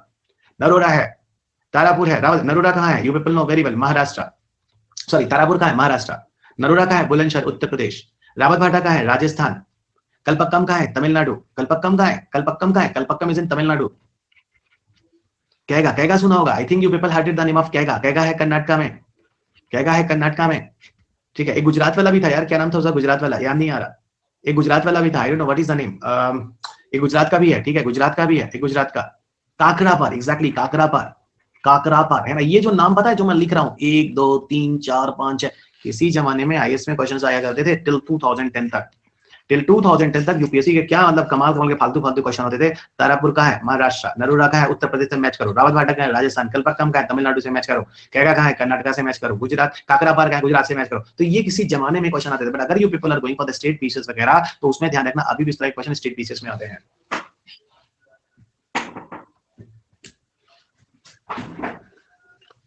ओके, और समझिएगा यहाँ पर फ्यूचर रिएक्टर्स की अगर हम बात करें, नीलांशु आपको ना समझने में प्रॉब्लम हुई है। इन माई बुक मैंने क्या लिखा है, अभी एक काम कीजिए, एक प्रॉब्लम बहुत ज्यादा हो गई मुझे दिख रहा है, आप बुक को बंद कर लीजिए, बुक आपको मेरी क्लास के बाद पढ़िएगा, प्लीज मेरी बुक के बाद पढ़िएगा। रीजन क्या होता है, आप चेक करते हैं कि रवि सर सही पढ़ा रहे हैं गलत पढ़ा रहे हैं, मेरी बुक से मुझे चेक कर रहे हैं, प्लीज मत कीजिए। आप क्लास में एकदम न्यूट्रल होकर बैठिए, आपको कुछ नहीं आता है। नीलांशु आपने गलत समझा है, मैं भी समझाता हूँ वो क्या लाइन लिखी हुई है। ओके भाई बड़ी फाइन, मेरी रिक्वेस्ट है आपके पास बुक एक सपोर्टिंग नोट्स है, बुक को बाद में पढ़ेंगे, ठीक है, आप बुक को बाद में पढ़ेंगे, ठीक है, आपकी सपोर्टिंग किताब है, अच्छी किताब चाहिए। अब ये अच्छा होगा कि आप लक्ष्मीकांत की किताब को, लक्ष्मीकांत कोई टीचर को पॉलिटिकल लक्ष्मीकांत की किताब, हाँ अगर कोई टीचर लक्ष्मीकांत ही पढ़ा रहा तब तो खोल लीजिए, ठीक है, लेकिन बुक को मेरी क्लास के बाद प्लीज यूज कीजिए, कम से कम एकदम शांत होकर दिमाग बैठिए। आप बुक पर दिमाग ज्यादा लगा लेंगे, 50% चीजें हो रही हैं मैच कर रही कि नहीं, आप 100% मेरी तरफ दिमाग लगाइए, और जो मैं लिख रहा हूँ उसको लिखते चलिए, आप बुक में अंडरलाइन मत कीजिए। सेम टीचर है, सेम बुक है, सेम क्वेश्चन पेपर है, तो चीजें आपको सेम मिलेंगी। ऐसा तो है नहीं कि आप मेरे सब्जेक्ट में पढ़ किसी और टीचर से रहे हैं, किताब कोई और बोला गया आप फॉलो करने के लिए, पेपर में कुछ और आता है। आप मेरे केस में तीनों जगह एक ही चीज पा रहे हैं, टीचर भी सेम, बुक भी सेम, एग्जाम में क्वेश्चन भी सेम, तो आपको एक सिमिलरिटी मिल रही कि नहीं मिल रही। प्रॉब्लम क्या है यूपीएससी में, ये भी प्रॉब्लम है, अभी हम आपकी बात को बता देते हैं। टीचर आपको आता है कुछ बताता है, किताब रेफर कुछ और कराता है, उसमें कुछ और किसी हिसाब से दिया हुआ है, और पेपर में क्वेश्चन किसी और तरीके से आता है। आपकी जब सिमिलरिटी ही नहीं होगी, जब एक लाइन पे ही नहीं चलेंगे, तो फिर आप क्या कर रहे हैं। बहुत बढ़िया Tanushree, you read after my classes. Okay चलिएगा, तो ध्यान रखिएगा, स्ट्रैटेजी ऐसे रखिए जो पढ़ाया जाए, जो किताब बोला जाए, और जो क्वेश्चन पेपर आए उसमें एक सिमिलरिटी हो, ठीक है, कोई बात नहीं, इसमें आपकी कोई गलती नहीं। You paper are the new one, ये होता है दोस्त, हर किसी के साथ होता है, ठीक है, ये होता है। अच्छा चलो फ्यूचर रिएक्टर्स की बात करते हैं। मैं भी बोल रहा था जैसे आज हम 3% पावर जनरेशन जो है न्यूक्लियर एनर्जी से कर रहे हैं, मुझे पूरा न्यूक्लियर एनर्जी में सेटिस्फैक्शन हो जाने दो, मैंने सब कुछ पढ़ाया, कुछ छोड़ा नहीं जो यूपीएससी के लिए हो सकता है। और मैं जब क्वेश्चन पेपर पढ़ाता हूं तो कोशिश करता हूं आपको कंसेप्ट भी तैयार हो जाए, क्योंकि अभी जब उसी के बेस पे जब मैं आपको मेन से क्वेश्चन दिखाऊंगा, जब आपको मेन से क्वेश्चन पेपर दिखाऊंगा, तो यू फील वेरी हैप्पी यार इस क्लास में ना टाइम पास नहीं हुआ है, और टीचर ने प्रॉपर्ली जो पढ़ाया उसको प्रूफ भी दिया है क्वेश्चन पेपर के साथ। देखो भाई ये है क्वेश्चन पेपर, विश्वास करो, अब ये क्वेश्चन आपको करना था जो पिछले 5 साल से अनअकैडमी पे क्या कर रहे थे मुझे पता नहीं है, या अपनी क्लास में क्या कर रहे थे मुझे पता नहीं है, लेकिन अब मेरी क्लास में आने के बाद कम से कम पढ़ने का नजरिया तो थोड़ा अलग रखो, क्योंकि मुझे पता है ये टीचिंग एक ऐसा प्रोफेशन होता है जहां पर एडवर्टाइजमेंट से काम नहीं चलता है। Students are the real convincing about the teacher, यार ये टीचर पढ़ाता है, ये रियल काम का है, बाकी क्या चीजें चल रही है, दैट इज वेरी इंपॉर्टेंट। मैं हमेशा इस बात से भरोसा करता हूं कि रियल कन्विंसिंग जो होता है वो स्टूडेंट को बताता है कि what is the reality in this teacher and what is the not, क्योंकि एडवर्टाइजमेंट के दम पे कोई भी आगे बढ़ता था, रियल कन्विंसिंग स्टूडेंट होता है।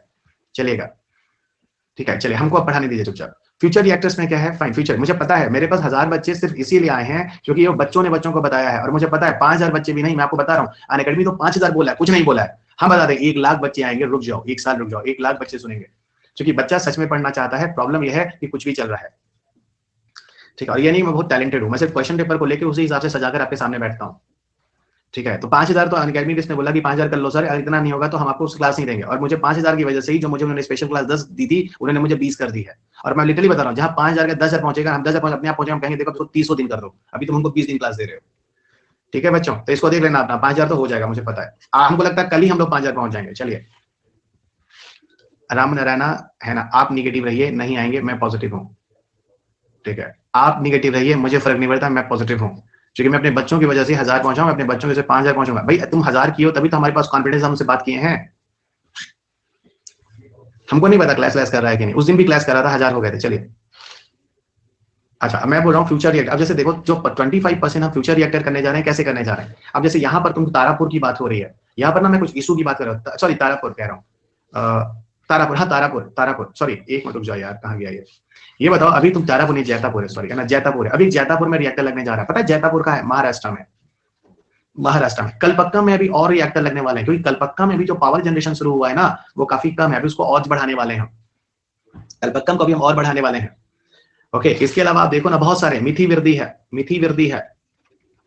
है, कुवाडा है, बहुत सारी जगह है, कुवाडा है ना, बहुत सारी जगह है जहां पर भी, गोरखपुर है, गोरखपुर ये यूपी वाला नहीं है जहां का मैं हूं, जहां मेरी संस्था है फेस टू फेस जहां मैं पढ़ाता हूँ। गोरखपुर ये कौन सा वाला है, गोरखपुर ये हरियाणा वाला है, ये ध्यान रखना, हरियाणा में भी एक गोरखपुर ब्लॉक है। हाँ कुछ बच्चे कह रहे हैं एमपी में भी, एमपी का नाम बता सकते हो कहाँ है, एमपी में कहाँ लगाने जा रहे हैं, मिथी बिरदी उड़ीसा, कुवाडा आंध्र प्रदेश, और बारगी या छुटका, डेफिनेटली अंजलि बच्चा यू राइट है ना, बारगी या छुटका कोई जगह, आई नेवर नो है ना, बट मैं भी इंदौर में बैठा हूँ, बारगी छुटका ये मध्य प्रदेश में है। मद्रास सुना होगा, मद्रास जो चेन्नई है ना, मद्रास चेन्नई, ये वो जगह है जहां पर भविष्य में हम नए रिएक्टर लगा रहे हैं, और भविष्य में जो नए रिएक्टर लगा रहे हैं अगर नहीं लगाएंगे तो ये कैसे हम 25% पहुंचेंगे, है ना, अगर हम नहीं कैसे पहुंचेंगे 25%, तो ये चीज थोड़ा सा आपको ध्यान देना होगा, ठीक है। तो मिथी विरदी है ना, ये हो गया उड़ीसा, कुवाडा आंध्र प्रदेश, ये सारे के सारे, और इसके अलावा और भी हैं, और एक बात और बता दूं, जब आप बता दूं, जो फ्यूचर रिएक्टर्स है ना उनके लिए एक नाम लिखा जाता है nuclear energy park. Should I go to the next slide guys, tell me should I go to the next slide. Okay, मैं बोल रहा हूं आजकल जो नए रिएक्टर लग रहे हैं उनके लिए एक नाम होता है न्यूक्लियर एनर्जी पार्क। इसका मतलब बिल्कुल नहीं है कि वहां पे कोई झूला लगा हुआ और बच्चों को लेके चले जाइए। न्यूक्लियर एनर्जी पार्क हम उन नए रिएक्टर्स की जगहों के लिए यूज करते हैं जहां पर नए रिएक्टर बन रहे हैं, झूला नहीं है भाई, क्योंकि पीछे नाम में पार्क लग गया, पता चले झूला चले गए। और आजकल के बच्चे भी कहाँ पार्क में जाते हैं, सब वीडियो गेम दे दो, सब उसी उनकी जिंदगी खत्म हो रही है। अब कोविड में तो और खत्म हो गई 2 साल बच्चों के साथ। चलिए अब सुनो, यही हम आपको बताते हैं, हम लोगों ने जो पीछे बात की थी वहां पर क्या बात की थी, हमने इस बारे में बात किया था कि न्यूक्लियर विजन 2050 का क्या है। इधर देखो, हमने जब बात किया था न्यूक्लियर विजन 2050 का क्या है, तो हमने बोला कि पूरी इलेक्ट्रिसिटी का 25% पावर जनरेशन हम न्यूक्लियर एनर्जी से करेंगे, जो आज कितना है, जो आज 3% है। पता है इस 25% पावर जनरेशन में टोटल 70% पावर जनरेशन जो होगा वो यूरेनियम और प्लूटोनियम से होगा, और अप्रॉक्स 30% पावर जनरेशन जो होगा वो थोरियम से होगा। यानी इसको मैं कह सकता हूं ये भारत का एक थोरियम विजन भी है। भारत ने एक थोरियम पर भी आधारित एक लक्ष्य निर्धारित किया है कि जो भी 2050 का 25% पावर जनरेशन भारत में हो रहा होगा उसका 30% थोरियम अलोन, है ना, वो अकेला थोरियम से हो रहा होगा। पहले बताओ ये बात समझ में आई कि थोरियम का 25% का मतलब, 30% का मतलब क्या है। पूरा तो न्यूक्लियर एनर्जी 25% पहुंचेगा जो 3% है, उस 25% का 30% थोरियम और उस 25% का 70% यूरेनियम प्लूटोनियम। इसका मतलब कहीं ना कहीं हम लोग क्या हैं, हम लोग भविष्य लक्षित हैं, हम लोग थोरियम को लेकर भविष्य लक्षित हैं। भविष्य लक्षित का मतलब होता है हम काफी हद तक आशान्वित हैं, हमें आशा है कि हम एक दिन इस लेवल तक पहुंच जाएंगे। और सबको पता है कि thorium is better than uranium, ये भी आपको पता है, तो आपको खुद समझ में आ रहा है कितना जरूरत की चीज है थोरियम, और के हिसाब से भविष्य में हम लोग क्या करने वाले हैं। अब आप मेरे से एक क्वेश्चन और पूछ सकते हैं, तो यहां पर मैंने आपको क्या दे दिया, यहां पर मैंने आपको थोरियम विजन भी दे दिया लगे हाथों। अब मुझे नहीं लगता आप में से किसी को थोरियम विजन में कोई प्रॉब्लम है। ओके, अब आप मेरे से एक क्वेश्चन और पूछना चाहिए, आपको लिटरली पूछना चाहिए कि सर जो आप मुझे बता रहे हो उस हिसाब से थोरियम का तो आपने फ्यूचर बता दिया, वेरी गुड, उस हिसाब से थोरियम ने थोरियम तो आपने फ्यूचर बता दिया। आप मुझे बताओ कि अच्छा ये बताओ थोरियम है ना, ये भी समझ में आ गया, थोरियम बहुत बढ़िया फ्यूल है, इसके बारे में पीछे बात कर लिया, इसके बारे में पीछे बात कर लिया। अब मैं से ये पूछ सकते हो कि सर ये बताओ कि आज हम थोरियम का यूज क्या कहीं इंडिया में कर रहे हैं पावर जनरेशन के लिए? You people can ask me this question कि सर क्या आज हम थोरियम का यूज कहीं कर रहे हैं इंडिया में पावर जनरेशन के लिए? इसका मैं आंसर देता हूं, आप मुझे बताइए क्या हम इंडिया में कहीं थोरियम का यूज कर रहे हैं पावर जनरेशन के लिए? Anybody, we people, is it we people are doing the power generation in India by thorium? तो आंसर है दोस्त यस, आंसर है यस, कर रहे हैं।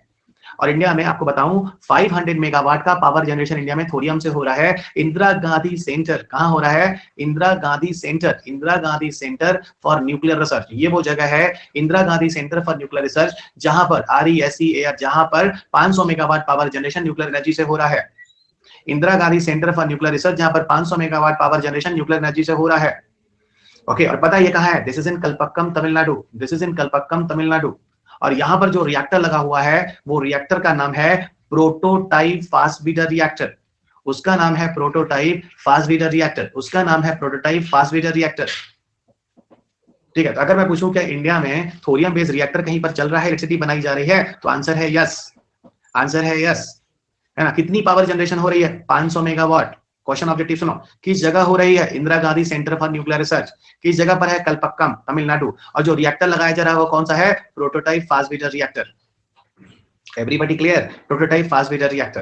प्रोटोटाइप का मतलब ये लग चुका है, काम कर रहा है। प्रोटोटाइप का मतलब होता है स्मॉल लेवल का रिएक्टर, प्रोटोटाइप का मतलब होता है एक मॉडल, एक मॉडल। स्मॉल लेवल का रिएक्टर मतलब एक मॉडल, एक मॉडलिंग है जो स्टार्ट हो गई है, एक मॉडलिंग है जो स्टार्ट हो गई है। Prototype fast breeder reactor small level पर मॉडल।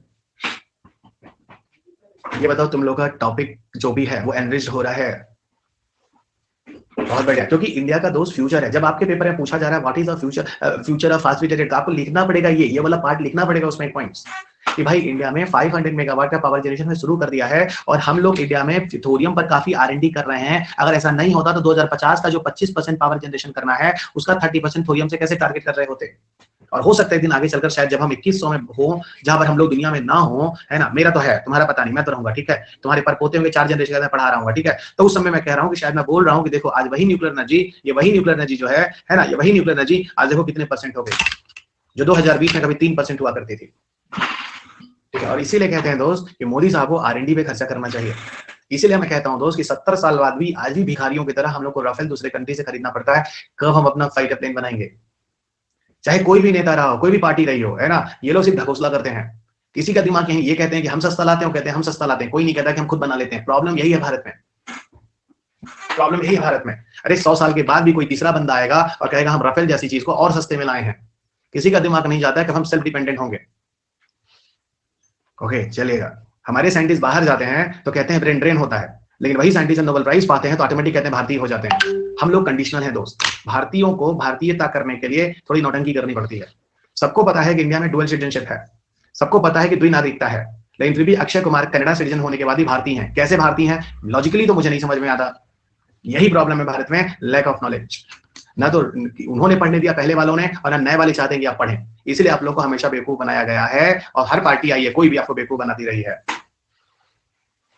चलिए फिलहाल अब बात नहीं करेंगे। पॉलिटिकल चीजें बहुत इंटरेस्टिंग होती, बहुत मजेदार होती, बहुत डिबेट होता है। कुछ राजीव गांधी कांग्रेस वाले बैठे होंगे, कुछ बीजेपी वाले बैठे होंगे, मेरा गला फोड़ देंगे। इसलिए अच्छा है कि मैं आगे बढ़ूं। चलिए ओके एवरीवन, फाइन। अब थोड़ा और आगे बढ़ते हैं। देखो कुछ ऐसे रिएक्टर हैं जिसको लेके इशू हुआ है, कुछ ऐसे रिएक्टर हैं जिसको लेके इशू हुआ है। क्या इशू हुआ है? यहाँ पर 2 रिएक्टर के बारे में आपसे बात करने वाला हूँ, that is very very important.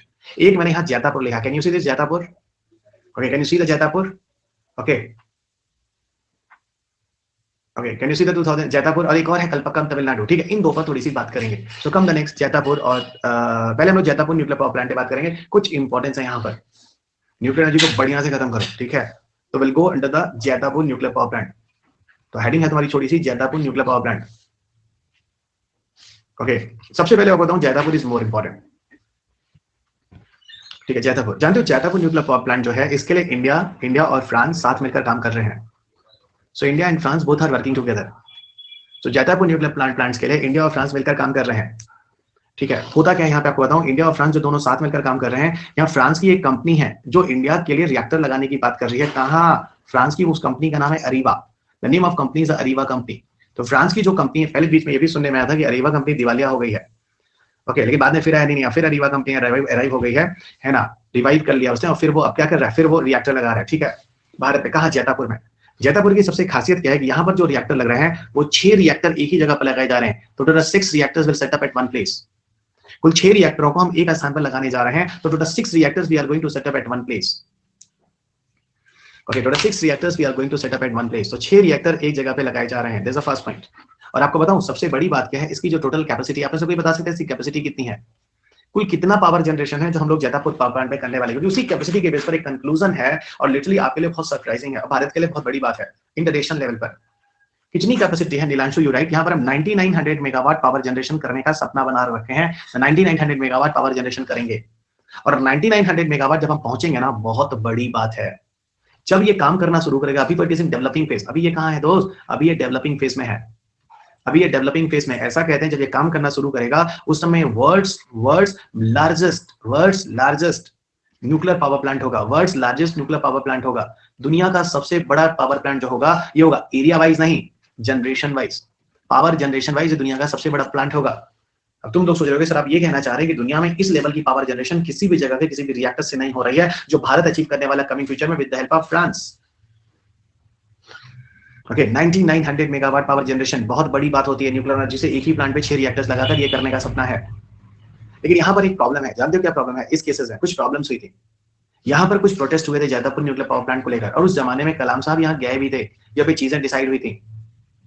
Jaitapur nuclear plant जो होता है एक्चुअल में ये पड़ता है वेस्टर्न घाट में, where is it is located toward the western Ghat, ये पड़ता है वेस्टर्न घाट में, तो जैतापुर न्यूक्लियर पावर प्लांट है वेस्टर्न घाट में, और वेस्टर्न घाट आपको पता होगा, वेस्टर्न घाट एक तरह का हॉटस्पॉट एरियाज है, वेस्टर्न घाट एक तरह का हॉटस्पॉट एरिया है, और हॉटस्पॉट एरिया जो है एक इस तरह के बोल सकता हूं, it is an ecologically sensitive area, ये एक इकोलॉजिकली सेंसिटिव एरिया है।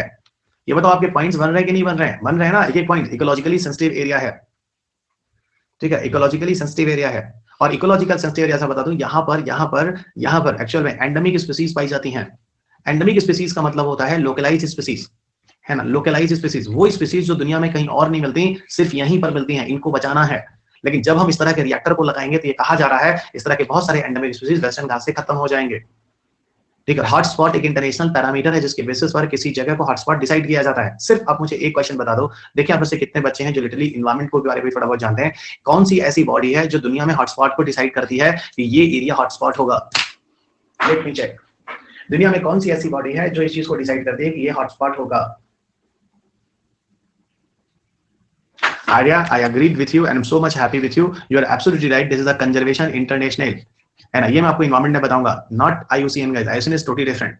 कंजर्वेशन इंटरनेशनल एक तरह का एनजीओ है, नॉन गवर्नमेंटल ऑर्गेनाइजेशन है, वही डिसाइड करता है दुनिया में कि ये एरिया हॉटस्पॉट होगा। 2007-8 के आसपास एक क्वेश्चन यूपीएससी ने पूछा था, कंजर्वेशन इंटरनेशनल पे कभी क्वेश्चन नहीं आया, लेकिन याद रखना कंजर्वेशन इंटरनेशनल ही वो संस्था है, एनजीओ है, जो ये डिसाइड करता है कि पर्टिकुलर एरिया हॉटस्पॉट होगा। आपको पता है भारत में कुल 4 हॉटस्पॉट हैं जो आइडेंटिफाई हैं, ये इन्वायरमेंट का पार्ट है, उस पर डिस्कस विद यू। आपके पेपर में 2006 में क्वेश्चन पूछा यूपीएससी प्रीलिम्स में, कितना खूबसूरत सा क्वेश्चन था, when I seen the question paper I was so much happy. उसने पूछा ऑन दिस पैरामीटर्स, मतलब क्या क्या होते हैं जिसके बेसिस पर हम किसी जगह को हॉटस्पॉट डिसाइड करते हैं, on which basis we are calling this a hotspot. यहाँ पे एंडेमिक स्पीसीज होती है, एंडेंजर्ड स्पीसीज होती है, इतने नंबर ऑफ एनिमल ऐसे होने चाहिए, ये प्लांट होना चाहिए, उन्होंने 5-6 पॉइंट्स दे रखे थे। उसके बाद उन्होंने कहा कौन कौन से पॉइंट्स सही हैं जो यूपीएससी का नेचर है, 1 2 3 2 3 4 1 3 4 1 5 6 ऐसे करके। तो एग्जैक्टली इस तरह के क्वेश्चन आपके पेपर में ये भी पूछे गए हैं, बहुत ही इंटरेस्टिंग, जो हम लोग आगे बात करेंगे। ओके, बस अब लगे रहिए यहाँ पे दोस्त मेरे साथ, ज्यादा पढ़ाई को बहुत ज्यादा प्रेशर में मत लीजिए, बहुत ही कूल तरीके से करिए। और आपके लिए तो सबसे खूबसूरत है ना कि 30 से 35 क्वेश्चन मेरे हाथ में है, अगर आपकी हमारी फ्रीक्वेंसी मिल जाती है तो बहुत काम हो जाएगा, ठीक है। बस अपनी मेरी साथ फ्रीक्वेंसी मिला लीजिए, बस जब भी मैं आऊँ लाइव में, जब भी मैं आऊँ स्पेशल में, जब भी मैं आऊँ यहाँ पर, बस एक भी क्लास मत मिस कीजिए, एक भी क्लास मत कीजिए। और इनका जो अनअकैडमी का टारगेट है वो देख लेना यार, 5000 पूरा कर दो, 5000 रहना, हर दिन 5000 रहना बस लाइव क्लासेस में। यहाँ पर नहीं है ऐसा, बट वहां पे है स्पेशल क्लासेस में, ठीक है। अब हो गया जैतापुर, चलो अच्छा एक और था ना दूसरा वाला कौन सा, अच्छा जैतापुर को लेके क्या प्रोटेस्ट है समझ में आ गया। कलाम साहब गए थे यहाँ पे मिलने लोगों से पर्सनली, उन्होंने लोगों को समझाया, और कलाम साहब तो कलाम ही साहब है, ऐसा आदमी हीरा मोदी कभी हुआ ना है ना कभी होगा, ठीक है। चलिए लोगों ने उनकी बात को माना था, यार देखो घबराओ नहीं, बहुत ज्यादा जरूरी इस तरह की चीजें, और इंडिया सारे सेफ्टी मेजरमेंट करेगा, not even any kind of problem happen, we all people will be safe. Okay, Jaitapur के बाद एक और न्यूक्लियर पावर प्लांट के बारे में हम लोग बात कर रहे थे, what was the name of it, tell me. जहां पर भी कुछ इशू हुआ है, जहां पर भी कुछ इशू हुआ है, ओके। और इशू क्या हुआ है मैं आपको बताऊं, जो तमिलनाडु वाला है ना, जो आप बोल रहे हैं कलपक्कम वाला, है ना, कलपक्कम वाला जो असल में हुआ क्या, आप नहीं पता कलपक्कम है या कुडनकुलम है। लेट मी चेक, एक बार देख लेते हैं, 1 मिनट, ऐसा ना हो कि 1 मिनट थोड़ा सा 1% डाउट हुआ है, यहाँ पर लेकर भी प्रोटेस्ट हुआ था। Let me check once, just a minute guys. कहाँ गया, यहाँ पे भी इशू हुआ है, 1 मिनट है, मैं बताता हूँ, लेट मी चेक।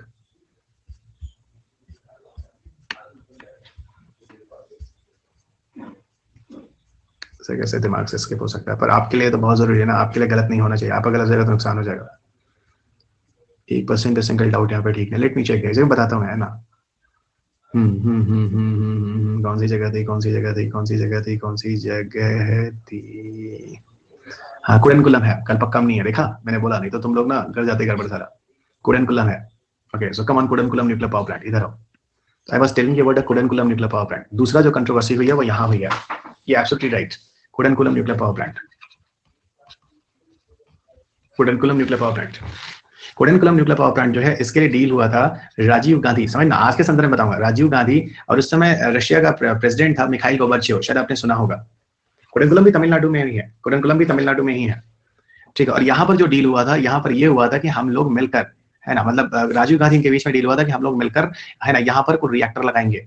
और यहाँ पर जो रिएक्टर लगाएंगे, पता है इसकी जो डील हुई थी 1988 में हुई थी, 1988 में हुई थी, ठीक है। राजीव गांधी उस समय प्राइम मिनिस्टर थे इंडिया में, मिखाइल गोर्बाचेव वहां पे प्रेसिडेंट था, उस ड्यूरेशन टाइम में डील हुई थी। और यहाँ पर बात क्या हुई थी, मैं आपको बताऊं कि रशिया ने इसके लिए भारत की हेल्प किया था। और यहाँ पर रशिया की मदद से कुल भारत में एक्चुअल में 9200 मेगावाट पावर जनरेशन स्टार्ट करना था। 9200 मेगावाट का पावर जनरेशन को यहाँ पर टारगेट रखा गया था, ओके।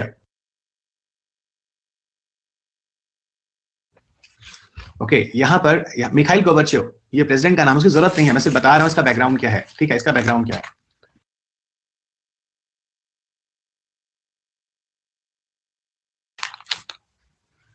Okay, 9200 megawatt. और सुनो, इसके केसेस में आपको बताऊं, अब तुम पूछोगे कि सर ये तो बहुत पहले से बात है, क्या 9200 मेगावाट स्टार्ट हो चुका है? नहीं दोस्त, अभी हम तकरीबन 1000 मेगावाट ही स्टार्ट कर चुके हैं। तो कहीं ना कहीं भविष्य में अभी ये और काम करने वाला है, तो इसमें हम काफी कुछ चीजें और करने वाले हैं, और रशिया की मदद से सारे रिएक्टर्स काम करने वाले हैं, ओके, रशिया की मदद से। तो थोड़ा सा आप यहाँ पे ना कुडनकुलम भी याद रखना। अब आप मेरे से पूछ सकते हो सर वो इशू क्या है जिसको लेकर आप कुडनकुलम की बात कर रहे हो, या ये भी कह सकते हैं कुडनकुलम एटलीस्ट इंडिया में सेकंड नंबर पर आने वाला है पावर जनरेशन।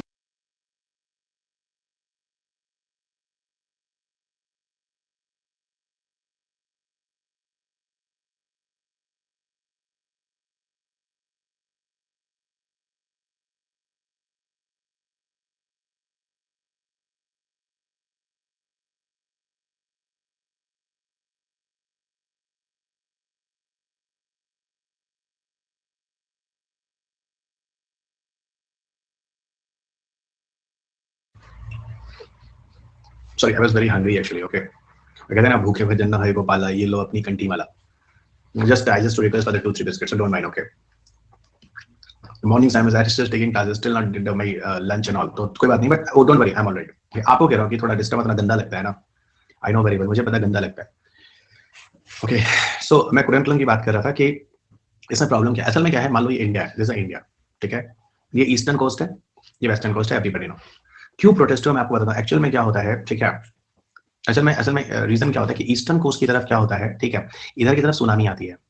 हमारा वेस्टर्न कोस्ट सेफ है, पर ईस्टर्न कोस्ट की तरफ सुनामी आती है।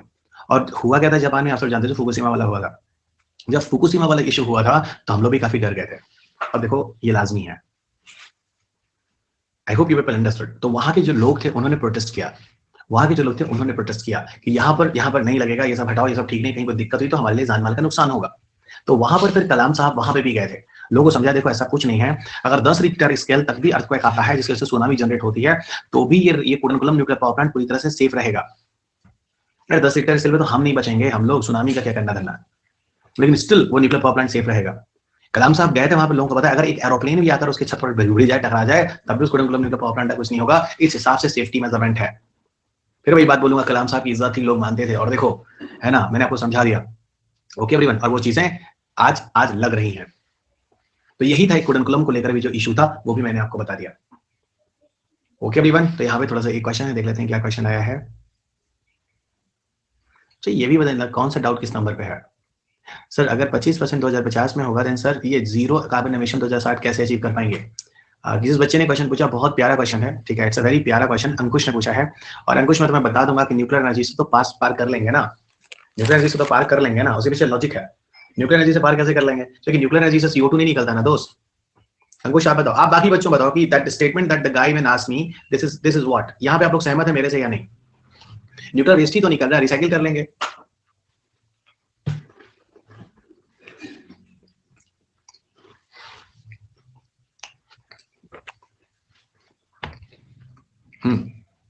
ठीक है बच्चों, आगे बढ़ो। अच्छा यहाँ पे ना अब न्यूक्लियर फिजन हो गया, न्यूक्लियर फिजन हो गया, ओके। न्यूक्लियर फिजन में जितनी भी चीजें थी मैंने आपको बता दी, ओके। यहाँ पे दो छोटे छोटे टर्म्स हैं, ओके। अभी देखो, अभी न्यूक्लियर एनर्जी में कुछ चीजें बची हैं, कुछ टर्म्स है जरा समझना। एक तो न्यूक्लियर मेडिसिन के बारे में समझना, एक टॉपिक है न्यूक्लियर मेडिसिन और एक टॉपिक है न्यूक्लियर विंटर। समझना, एक टॉपिक है न्यूक्लियर मेडिसिन, एक टॉपिक है न्यूक्लियर विंटर। जरा इन दो टॉपिक को भी हम लोग समझेंगे। JRM जो भी हुआ, मैं इस चीज को बहुत बढ़िया से बताऊंगा। नेट जीरो का मतलब क्या होता है, जीरो एमिशन का मतलब, जिसको कार्बन न्यूट्रल का मतलब क्या होता है, कार्बन स्पेस क्या होता है, कार्बन क्रेडिट क्या होती है, कार्बन टैक्स क्या होता है, north pole next climate change exchanges क्या होते हैं, ये सारी चीजें बताऊंगा। थोड़ा वेट कर लो इन्वायरमेंट के लिए, बहुत अच्छे से पढ़ाओ। साइंस टेक देखो, ये चीज बहुत अच्छे से होगी ना। इन्वायरमेंट में आप कभी भी not even the single question happen. अब देखो न्यूक्लियर मेडिसिन में क्या होता है, यहाँ देखो हमने न्यूक्लियर एनर्जी में, अब आपको बता देते हैं, न्यूक्लियर एनर्जी का सारा टेक्निकल पार्ट हमने कर लिया है, ठीक है। अब हम न्यूक्लियर एनर्जी के एंड की तरफ है, एंड की तरफ हमें न्यूक्लियर मेडिसिन समझना है, न्यूक्लियर विंटर समझना है। इसके अलावा हमें एक दो चीज और समझनी, जैसे हमें जानना है कि है ना, यहाँ पर थोड़ा और देखो क्या नाम है उसका, अरे न्यूक्लियर फ्यूजन एक्सपेरिमेंट। एक चीज और समझना, उसको हम कहते हैं न्यूक्लियर फ्यूजन एक्सपेरिमेंट, उसको हम कहते हैं न्यूक्लियर फ्यूजन एक्सपेरिमेंट। तो तीन चीजें भी न्यूक्लियर एनर्जी में और बाकी हैं, उसके बाद जाके न्यूक्लियर एनर्जी खत्म होगा। अगर आपके पास बुक है तो आप देख रहे होंगे चैप्टर नंबर 3 और चैप्टर नंबर 4 ये खत्म हो रहा है ना? आपने देखा कि नहीं देखा? चैप्टर नंबर 3 और chapter number 4 is going to cover right now, okay. अब देखो पहले हम लोग थोड़ा सा न्यूक्लियर मेडिसिन के बारे में बात करते हैं। ये क्वेश्चन फिलहाल not much important but still you should know, this not much important but still you should know. होता क्या है न्यूक्लियर मेडिसिन में, समझना। न्यूक्लियर मेडिसिन में जैसे आपने सुना होगा कोबाल्ट आइसोटोप्स, सुना होगा cobalt isotopes, iodine isotopes. Isotopes मैंने आपको बेसिक कंसेप्ट समझा दिए थे। जैसे कोबाल्ट है कैंसर के लिए, आयोडीन आइसोटोप है ग्वाइटर के लिए। जैसे आपने सुना होगा गामा रेडिएशन, गामा रेडिएशन सुना है? गामा रेडिएशन नहीं सुना कि रेडिएक्टिव एलिमेंट से गामा वामा किरणें निकलती हैं? गामा रेडिएशन जो होता है, जो निकलती हैं, ये बहुत खतरनाक होती हैं। इनका पेनिट्रेशन पावर बहुत ज्यादा होता है, इनकी एनर्जी बहुत ज्यादा होती है। तो what is here, they very huge penetration power, उनका पेनिट्रेशन पावर बहुत ज्यादा होता है और ये बहुत ही ज्यादा खतरनाक होती है। करते क्या है, इस पेनिट्रेशन पावर वाले गामा रेज को पकड़ो और इससे ना कैंसर की थेरेपी कर लो। कैंसर थेरेपी में इसका यूज किया जाता है। असल में कैंसर में क्या होता है, जो कैंसरस सेल होते हैं उन पर क्या करते हैं ना, हम रेडिएशन भेजते हैं। देखो एक रेडिएशन है जो कैंसर कराता है, और रेडिएशन है जैसे कैंसर की थेरेपी में यूज कर रहे हैं गामा रेडिएशन। गामा रेडिएशन की पेनिट्रेशन पावर इतनी ज्यादा होती है, आपको इतनी ज्यादा होती है कि वो जाकर उस कैंसर सेल को डैमेज करता है। एक और साइड इफेक्ट भी होता है, आपको शायद पता होगा कि ये सिर्फ कैंसर सेल को डैमेज नहीं करता, नॉर्मल सेल को भी डैमेज करता है। बताओ अगर नॉर्मल सेल मरेंगे तो हम लोग की बॉडी की एनर्जी जो भी नॉर्मल सेल्स है ना, हम और कमजोर हो जाएंगे। We all people will be more and more weak here in this case, okay. We all people will be more and more weak in this case, वही बात मैं आपको बता रहा हूं, ओके एवरीवन? Yes sir. अब समझना, ये इस तरह की चीजें जो है ना, इस तरह की चीजें जो है वो आपको बुक में भी मिल जाएगी। मैं आपको बोल रहा हूँ ये सारी की सारी चीजें न्यूक्लियर मेडिसिन में आती हैं। Still they are not much important, but एक बार आप रीड आउट कर लेना, once you paper read it, it's my suggestion to everyone. लेकिन मैंने आपको कंसेप्ट समझा दिया। न्यूक्लियर विंटर में आपको समझाता हूं। न्यूक्लियर विंटर एक फनी टॉपिक है, एक फनी टॉपिक, और आप भी जब सुनोगे तो आपको भी बड़ा मजा आएगा इस तरह की टॉपिक को सुनने में। और इस तरह का क्वेश्चन एक बार यूपीएससी में बहुत पहले 15 साल पहले क्वेश्चन आपके पेपर में दिया हुआ है। लेकिन इस तरह के क्वेश्चन मुझे नहीं लगता कि आपके पेपर में आने चाहिए। ऐसा नहीं कि बहुत ज्यादा टाइम लगेगा, एक फनी टॉपिक भी, और यूपीएससी ने बहुत लॉन्ग बैक के क्वेश्चन यूपीएससी ने दिया हुआ है। तो मैं आपको बताना चाहूंगा, ओके, होता क्या मैं आपको बताता हूं। आप सब जानते हो जब 1945 में एटम बम गिरा था, you all guys know very well, in 1945 में जब एटम बम गिरा था, एटम बम गिरने के बाद क्या हुआ था? मैंने आपको बोला जब एटम बम गिरता था वहां दो चीजें होती हैं। Can you tell me guys, जब एटम बम गिरता तो उस एरिया में क्या होता है? मैं 1 मिनट ले रहा हूं, सिर्फ 1 minute.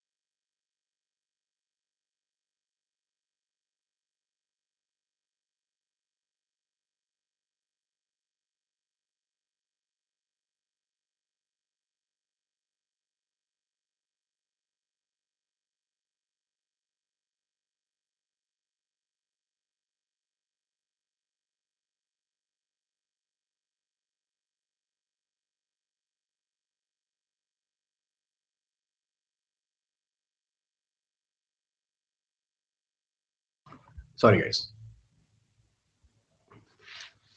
Cobalt isotope gamma radiation kills both cancer normal be like क्या था? ओके, अच्छा चलो। 1945 में जब एटम बम गिरा तो उस समय हुआ क्या था? मैंने अभी आपको बोला, जब एटम बम गिरता है तो इस जगह के एरियाज में टेम्परेचर काफी बढ़ जाता है, या हीट काफी बढ़ जाता है, यानी कह सकते हैं उस एरिया में फायर हो जाता है, आग लग जाती है। ओके, और काफी टेम्परेचर बढ़ जाता है। तो आप मुझे बताओ, अगर उस एरिया में आग लगी, काफी टेम्परेचर बढ़ जाएगा, है ना? मान लो वो एरिया है, समझना यही भी आंसर है, मान लो ये पूरा एरिया है जहां पर आग लगी है।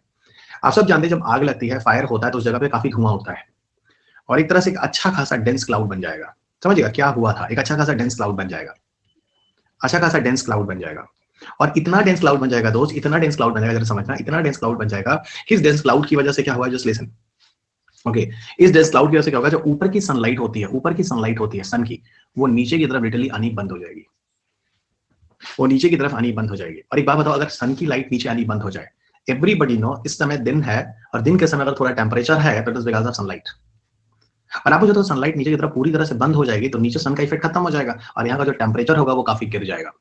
तो जिस एरिया में हिरोशिमा नागासाकी में इस तरह की घटना हुई थी, उस एरिया में बहुत ज्यादा मैसिव क्लाउड आ जाने से क्या हुआ था, सन की लाइट की जो इंटेंसिटी, जो पेनिट्रेशन पावर था, वो नीचे खत्म ही हो गया था। तो नीचे की एरिया में सन का इफेक्ट ना होने से टेम्परेचर काफी गिर गया था, उसी को न्यूक्लियर विंटर का नाम दिया गया। सब बच्चे मुझे थंबनेल दो फटाफट। उसी को दुनिया में न्यूक्लियर विंटर का नाम दिया गया, नाभिकीय शीत बोलते हैं शुद्ध हिंदी में। ओके, 61 लोगों ने मुझे आंसर दिया है कि सर मैं समझ गया हूँ कि न्यूक्लियर विंटर एक्चुअल में क्या होता है। बहुत इंटरेस्टिंग, मेरे को फनी भी है, लॉजिक भी है। आज के एग्जाम से जरूरी नहीं है, लेकिन फिर भी 5 मिनट हम खत्म कर सकते हैं, तो वाई वी वेट। जरा 106 स्टूडेंट्स है जो मुझे देख रहे हैं, इससे एक आइडिया भी लग गया, 106 स्टूडेंट्स ने थंबनेल दिया है। ठीक है, चलेगा। सो काजल रिपीट सर, मैंने सिर्फ बच्चा ये बोला कि जब कहीं एटम बम गिरता है तो वहां आग लग जाती है, और जब आग लग जाती है तो वहां पर क्या होता है, वहां पे धुआं उठता है, और जब धुआं उठता है तो इसका धीरे धीरे उठकर इतना ज्यादा धुआं हो जाता है, उसका एक मैसिव क्लाउड का एक लेयर हो जाता है, बादल बन जाता है। और उस मैसिव क्लाउड से भी देखो ना, नॉर्मल बादल भी जब आता है तो क्या होता है, सन की लाइट खत्म हो जाती है, नीचे अंधेरा हो जाता है। और वो बादल वहां मैसिव क्लाउड था, मैसिव स्मोक था, जो काफी दिन तक बना रहा, और उसकी वजह से सन की जो लाइट थी नीचे आनी पूरी तरह से खत्म हो गई।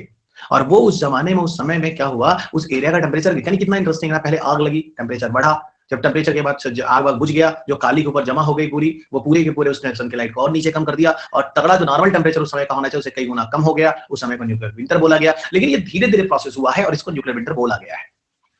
ओके, अब मुझे जितने भी बच्चे हैं सब यस का रिस्पांस दीजिए थंबनेल के साथ, तो इससे आइडिया हो जाए कि आप कितने बच्चे मुझे देख भी रहे हैं। ठीक है, और ईमानदारी के साथ करिएगा, ठीक है, क्योंकि मेरे लिए जरूरी होता है। ठीक है, बहुत अच्छा बच्चों, थैंक यू। इसे कितने बच्चे देख रहे हैं वो आइडिया लग जाता है। चलिए, क्योंकि यहाँ डिस्प्ले नहीं होता।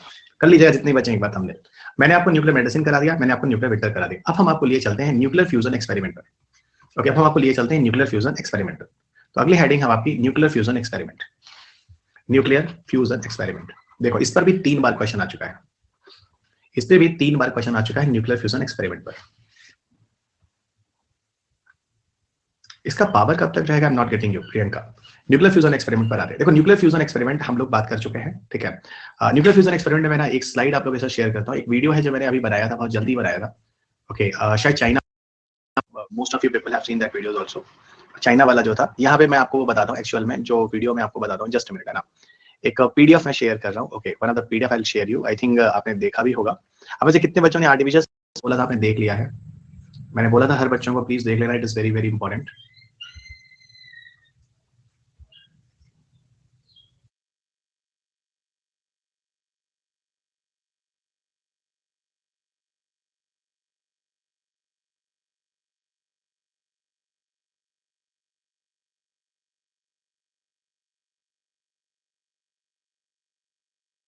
कितने बच्चों ने वो वीडियो देखा था? काफी बच्चों ने देखा था ना, आर्टिफिशियल सन वाला ऑर्डिनल। तो वो मुझे अभी फिर खोलना पड़ेगा, क्योंकि कुछ लोगों ने नहीं देखा हो यूट्यूब वाले वो वीडियोस। मैं खोलता हूँ उसको, 1 मिनट, बस ये कन्वर्ट हो ही रहा है। बाद में ना वो चीज शुरू में पता नहीं चलती आज क्या क्या होने वाला है, तो 1 मिनट। हो जा भाई, हो जा जल्दी हो जा।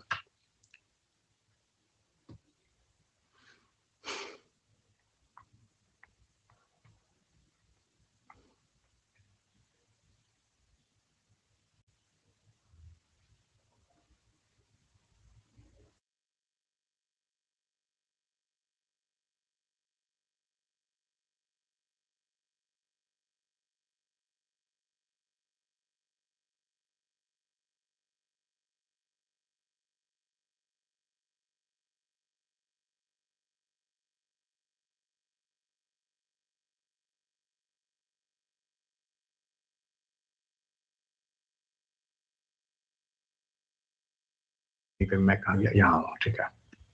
अब इस पीडीएफ को मैं हटा रहा हूँ। Okay, now see this. अरे ये तो ऐड हो गया। ओह, इसका मतलब मैं इसे शेयर नहीं कर सकता। ऐड स्लाइड हो सकती है पर मैं पीपीटी नहीं शेयर कर सकता। ओह, तो पीपीटी मतलब एक बार ही शेयर होती है।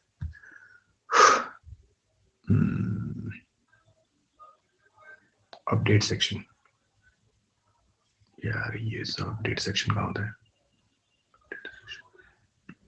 नहीं दिखाना मुझे, नहीं बताना मुझे, है ना, नहीं बताना, मैं लिख देता हूँ, डोंट वरी, काफी दिक्कत हो जाएगी मुझे, ठीक है। देखो मैंने ये बोला एक्चुअल में क्या होता है 1985 में। ओके, मैंने सबको बोला कि न्यूक्लियर फ्यूजन जो होता है पीटी हमारे पास पढ़ लिया है, ठीक है, बोलना पड़ेगा। अच्छा, आप में से कितने बच्चों ने पढ़ लिया है वो ए करे, जिन्होंने नहीं पढ़ा है वो बी करे?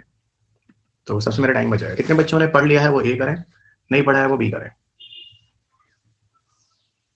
पढ़ लिया है 28% है, नहीं पढ़ा है 72% है।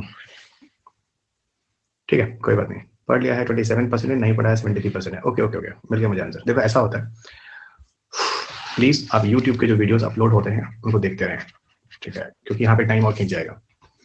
न्यूक्लियर फ्यूजन मैंने आपको बोला था ये मैसिव हीट और एनर्जी जनरेट करती है, एवरीबॉडी नो। न्यूक्लियर फ्यूजन मैंने बोला था कि यहाँ पर इन्वायरमेंटल पोल्यूशन नहीं होता है, एवरीबॉडी नो, नहीं होता है, हीट बहुत ज्यादा होता है, ठीक है। और समय के साथ साथ हमें ऐसी टेक्नोलॉजी चाहिए थी जो इन्वायरमेंटल पोल्यूशन ना करे और हीट में से जनरेट करे, वो न्यूक्लियर फ्यूजन आ जाएगा उस कैटेगरी में। In that category nuclear fusion is one of that, ठीक है। न्यूक्लियर फ्यूजन के केस में एक ही प्रॉब्लम थी, दैट इज अनकंट्रोल्ड रिएक्शन। चलिए, मैंने आपको जो पीछे बताया था उस चीज को मैंने 1 मिनट के अंदर सारी चीजें बता दी। अब मैं आपसे ये कहता हूं कि अगर हमने न्यूक्लियर फ्यूजन एक्सपेरिमेंट को कंट्रोल कर लिया, जो कि अनकंट्रोल है, और न्यूक्लियर फ्यूजन के केस में जो हीट बनती है वो इतनी हो सकती है कि आप सोच नहीं सकते कितनी हो सकती है, इनफिनिट। इंटरनेशनल लेवल पे क्या चल रहा है? इंटरनेशनल लेवल पे, ओके, इंटरनेशनल लेवल पे क्या काम हो रहा है? इंटरनेशनल लेवल पे बात ये हो रही है कि हमें इलेक्ट्रिसिटी तो चाहिए, इंडिया की रिक्वायरमेंट इलेक्ट्रिसिटी है, लेकिन हमारे लिए ये अच्छा नहीं है कि कोल जले, क्योंकि कोल जलेगा तो इन्वायरमेंटल पोल्यूशन होगा, कोल जलेगा तो इन्वायरमेंटल पोल्यूशन होगा, कोल जलेगा तो इन्वायरमेंटल पोल्यूशन होगा। तो इससे अच्छा है कि जब कोल जले इन्वायरमेंटल पोल्यूशन हो, इससे अच्छा है कि हम एक ऐसे ऑप्शंस की तरफ चले जाए जहां पर हमें इन्वायरमेंटल पोल्यूशन भी ना हो, इलेक्ट्रिसिटी भी मिल जाए। तो वहां पर न्यूक्लियर फ्यूजन एक वायबल ऑप्शन है। यहाँ पर इन्वायरमेंटल पोल्यूशन है नहीं। अगर हम इस तरह की एनर्जी को, इस तरह की हीट जनरेशन को बहुत ही कंट्रोल तरीके से कर लेंगे, एक तो इन्वायरमेंटल पोल्यूशन है नहीं, और उस हीट से हम स्टीम जनरेट करके उस इलेक्ट्रिसिटी बना लेंगे, तो दुनिया भर में जो जो कंट्री इलेक्ट्रिसिटी की प्रॉब्लम्स या क्राइसिस से झेल रहे हैं वो प्रॉब्लम सडन सॉल्व हो जाएगा, पहला बात। दूसरी चीज ये है कि इंटरनेशनल लेवल पर जो प्रेशर है, किसका? यूएनएफसीसीसी का, United nation framework convention on climate change, इसका जो प्रेशर है पूरी दुनिया में ग्रीन हाउस गैस को स्टेबलाइज करने का है, इस संस्था का काम है, United nation framework convention on climate change. इसी के अंदर बात हो रही है ना, COP26 के अंदर जीरो एमिशन की बात हो रही है, जब भी आप बोल रहे हैं 2060 तक क्या करना है, क्लाइमेट न्यूट्रल की बात हो रही है, 21st सेंचुरी तक क्या करना है, आईपीसीसी का रिपोर्ट आ रहा है, inter governmental panel on climate change. तो ये बताओ, ये अगर मान लो, अगर पूरा ही, अगर हम आज कोयला खत्म कर दें, कोल आज पूरी ही तरह से खत्म कर दें, अगर आज हम कोल को पूरी ही तरह से खत्म कर दें, तो कहीं ना कहीं इन्वायरमेंटल पोल्यूशन, इस तरह की दिक्कतें तो खत्म ही हो जाएंगी 1 मिनट में।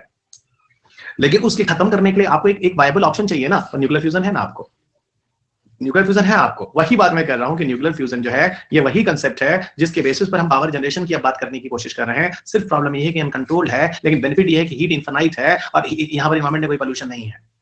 तो दोनों पहलू को मैं बोल रहा हूं। अब इसी चीज को लेते हुए होता क्या है दोस्त, सुनो, इसी चीज को लेते हुए 1985 में करीब 35 नेशन एक साथ आते हैं, 35 नेशन एक साथ आते हैं एंड मिलजुल कर इंटरनेशनल थर्मोन्यूक्लियर एक्सपेरिमेंटल रिएक्टर बनाने की बात करते हैं। किसको बनाने की बात करते हैं? इटर को बनाने की बात करते हैं, जिसका पूरा नाम है international thermonuclear experimental reactor. International thermonuclear experimental reactor को बनाने की बात करते हैं, एक्सपेरिमेंटल रिएक्टर को बनाने की बात करते हैं। और इंटरनेशनल थर्मोन्यूक्लियर एक्सपेरिमेंटल रिएक्टर जो है एक फ्यूजन रिएक्टर, एक न्यूक्लियर फ्यूजन रिएक्टर है, एक न्यूक्लियर फ्यूजन रिएक्टर है। यहां वो रिएक्टर है, ये वो नाव की फर्नेस है, न्यूक्लियर फर्नेस नाव की भट्टी है, जहां पर न्यूक्लियर फ्यूजन को कंट्रोल करके करने की कोशिश है, कंट्रोल करके उसे बनाने की कोशिश है। और बहुत ही कंट्रोल करके से बनाकर अगर हम सक्सेस हो जाते हैं तो दुनिया भर में इलेक्ट्रिसिटी क्राइसिस को तुरंत खत्म कर देंगे, दुनिया भर में इलेक्ट्रिसिटी क्राइसिस को तुरंत खत्म कर देंगे। इटर का काम यह है। 35 नेशन पहले बात करते हैं, एग्री करते हैं इस काम को करने के लिए। अभी तक सारी चीज समझ में आ रही बच्चों? 75% बच्चों ने इन चीजों को नहीं देखा था। ये गलत है यार, ये लिटरली गलत है, ये मुझे पसंद नहीं है।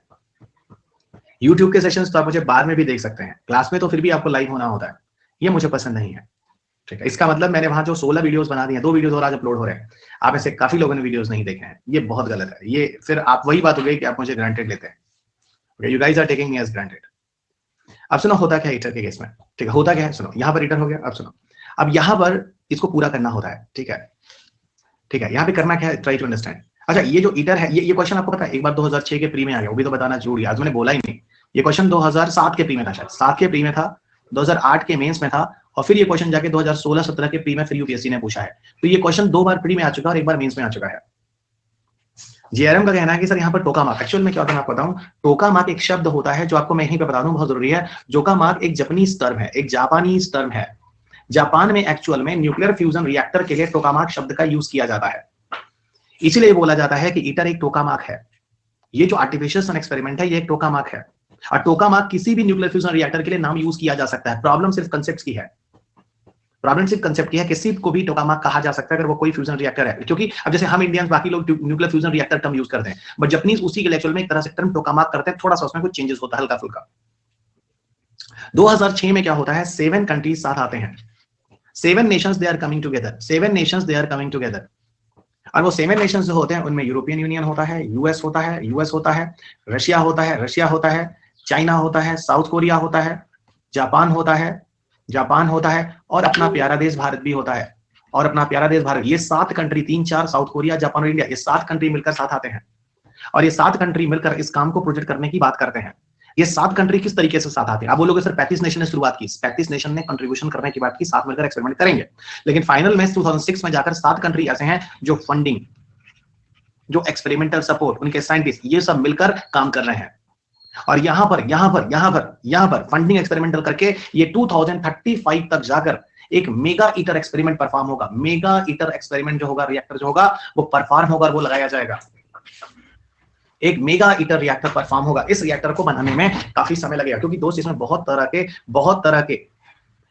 तरह के सेफ्टी मेजरमेंट्स हैं जो यूज करने हैं, और यहां पर हम सिंगल रिस्क भी नहीं ले सकते। अगर कहीं रिस्क लिए और आर्टिफिशियल सन अगर वो बन गया पृथ्वी पर और मिलियन डिग्री सेल्सियस टेम्परेचर जाने लगा, तो ना तो अर्थ बचेगा, ना तो आप और ना तो हम बचेंगे, सब कुछ पिघल के खत्म हो जाएगा। ओके, सब कुछ पिघल कर खत्म हो जाएगा। Not even anything will left on this atmosphere या नेचर जिससे हम बच सकें। ये वाला क्वेश्चन तो 3 बार आ चुके हैं, 2007 के प्री में, 2008 के मेंस में, अभी 2016 के प्री में। This questions already came 3 times in your paper. Okay, अब बताता हूं इसी ईटर एक्सपेरिमेंट को आपको बताऊं, इसी ईटर एक्सपेरिमेंट को बताऊं तो इस ईटर, अच्छा पता है आपको जो वेन्यू डिसाइड हुआ किस जगह पर ये फाइनल एक्सपेरिमेंट करेंगे, वो एक जगह है जिसका नाम है कैड्रे, CADARACHE। ये जगह पड़ती है साउथ फ्रांस में, ये जगह पड़ती है साउथ फ्रांस में। तो असल में होने वाला क्या है, ये सारी कंट्री अपनी अपनी कंट्री में कुछ चीजें बनाएंगी और सब ले जाकर इसी कैड्रे, किसी साउथ फ्रांस में जाकर उसको असेंबल्ड कर देंगी, और फिर जाकर पूरा का पूरा जो फाइनल ईटर एक्सपेरिमेंट है वो यहां पर होगा।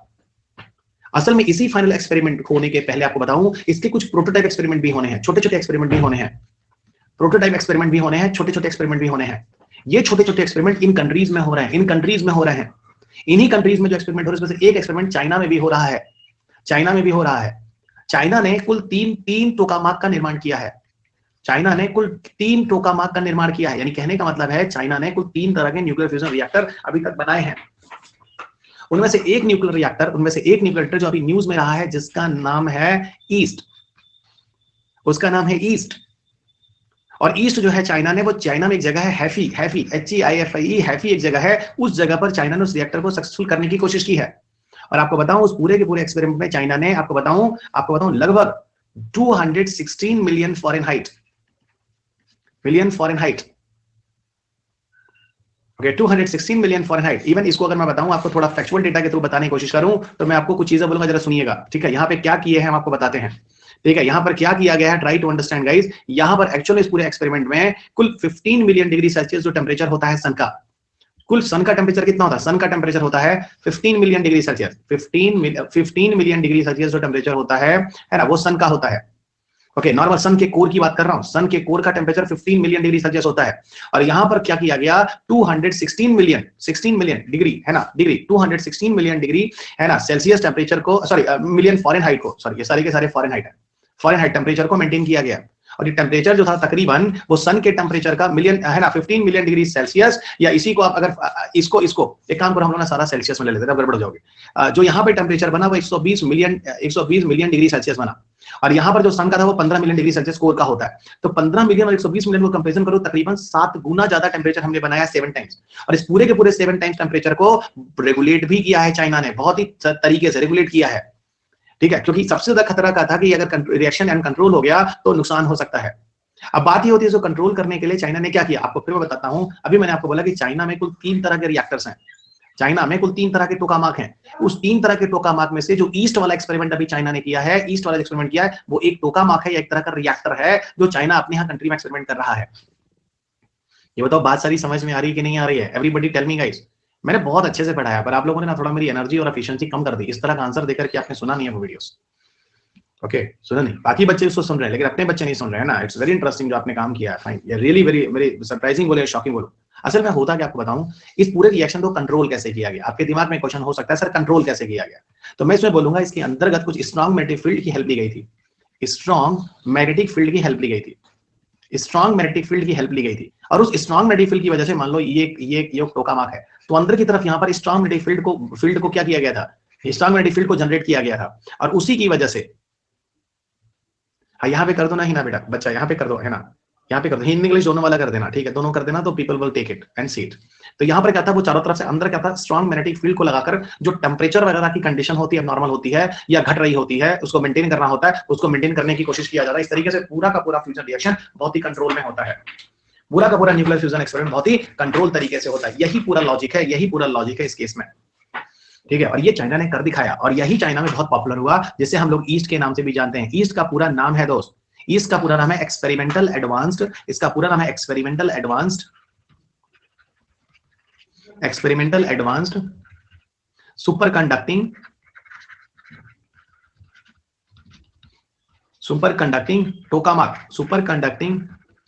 टोकामाक, experimental advance super conducting tokamak, ये पूरा का पूरा ये नाम है।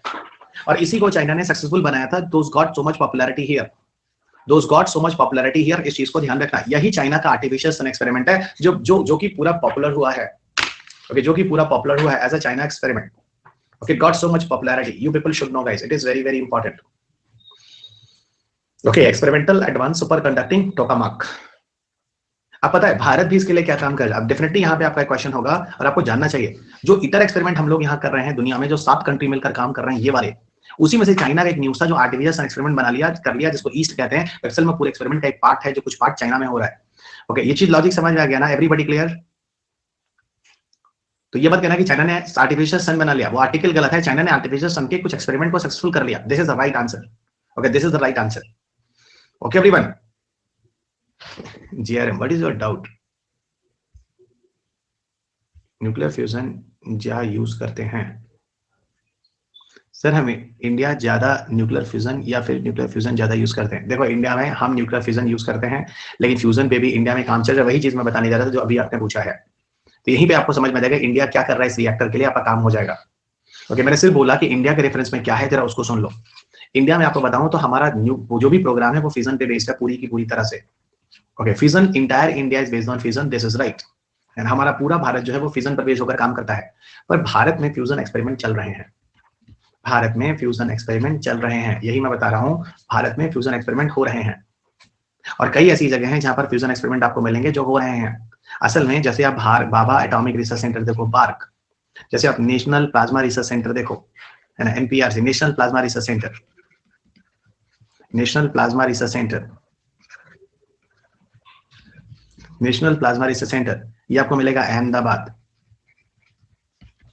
बार्क है ना, पुणे, ये सब जो जगह है दाइस, जो नेशनल प्लाज्मा रिसर्च इंस्टीट्यूट है अहमदाबाद, पुणे, और भाभा एटॉमिक रिसर्च सेंटर जो है मुंबई, ये सब मिलकर एक्चुअल में काम कर रहे हैं इंडिया की तरफ से न्यूक्लियर फ्यूजन एक्सपेरिमेंट के लिए। और इंडिया में भी एक टोकामाक है, मैं आपको अभी बता दूं, इंडिया के पास भी एक टोकामाक है। टोकामाक मतलब फ्यूजन रिएक्टर, जिसका नाम है SST-1, SST-1। तो इंडिया के पास जो टोकामाक है उसका नाम है SST-1। और पता है इंडिजीनस नेम जो है इंडिया के SST-1 का, उसका नाम आदित्य है।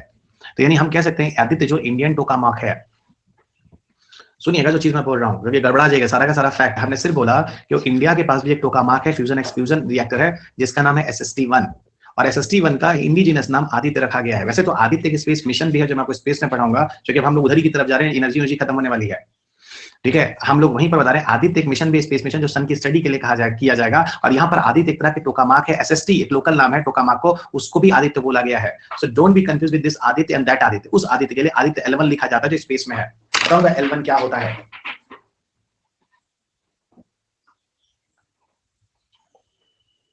ओके एवरीवन, बताऊंगा वो क्या होता है। Okay everyone, now come. और सुनना इसमें सो SST1 और ये चीजें क्लियर हो गई ना, you people very clear here in this case? Okay, all clear, great. अच्छा, एक बात और बता दूं, जो इंडिया कर रहा है इसमें कर क्या रहा है? इंडिया क्या है, इंडिया अपने लैब में जैसे नेशनल प्लाज्मा रिसर्च सेंटर है, पार्क है, यहाँ पर कुछ चीजों को बना रहा है। उन सारी चीजों को बनाने के बाद जाकर वहीं कैटरेक साउथ फ्रांस में जाके असेंबल्ड हो जाएंगे, जो बता रहा हूँ।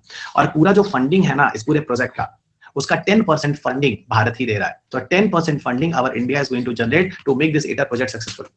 सो 10% फंडिंग जो है वो इंडिया ही दे रहा है, and try to make it successful. You people should know.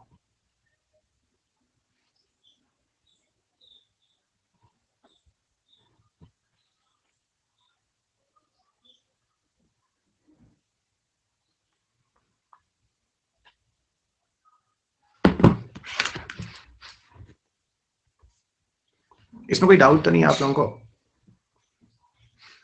इसमें कोई डाउट तो नहीं है आप लोगों को? हाँ, तो अगर डाउट नहीं है तो मैंने आपको न्यूक्लियर एनर्जी समाप्त कर दिया। न्यूक्लियर एनर्जी में कुछ बचा नहीं है करने के लिए। अब ये है कि आप लोग क्वेश्चन पेपर कर सकते हैं, नथिंग मोर। क्वेश्चन पेपर में आपको कराऊंगा। वैसे आज आप लोगों के लिए ना डाउट सेशन था, I think you know very well. Today was a doubt session. Okay, today was a doubt session.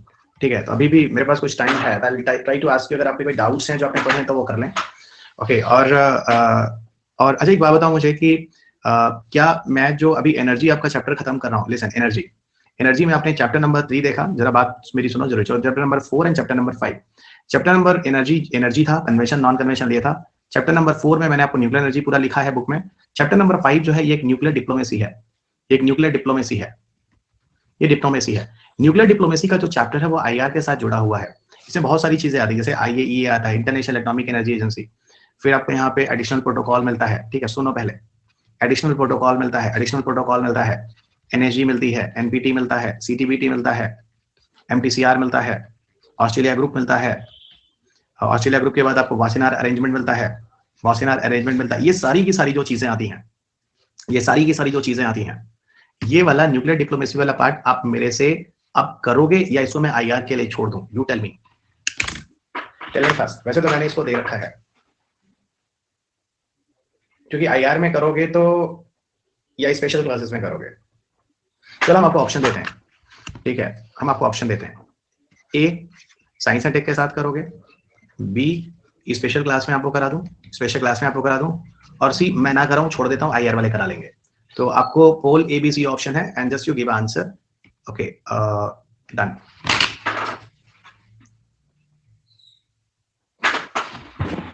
%60 students sir उसको साइंस एंड टेक में करा दो। B पीपल आधे स्पेशल क्लासेस में करा दो। C अराउंड 11% पीपल उसको IR में तो कराने का मतलब मैं उसको छोड़ दूं। ओके, नहीं IR के लेंगे मतलब मैं छूंगा ही नहीं अभिषेक, मैं भाग जाऊंगा इस टॉपिक से। तभी तो मैंने आपसे पूछा IR means I will not discuss, फिर से मैं आपकी OD करा देता हूँ। ओके, आप समझे नहीं, IR का मतलब ये छोड़ दूं, ठीक है, क्योंकि ये टॉपिक साइंस टेक और इन्वायरमेंट दोनों से जुड़ा है, ठीक है। पर याद रखना इस टॉपिक में अब मैं एक बार फिर पोल करा देता हूँ, आप देखता हूँ कि मैक्सिमम लोग करेंगे नहीं सर करा दो। अभी सीक्वेंस बना हुआ है, चीजें टूट जाएंगी और आप चीजों को जोड़ चुके हो, आगे जोड़ने में पता चले IR के साथ कैसे जुड़ेगा, है ना। तो चलो मेरे को समझ में आ रहा है, काफी लोग होशियार हैं, कुछ लोग हैं जो थोड़ा ज्यादा होशियारी के चक्कर में। एक बार और पोल कर देते हैं, चलो ABC। अब बताओ,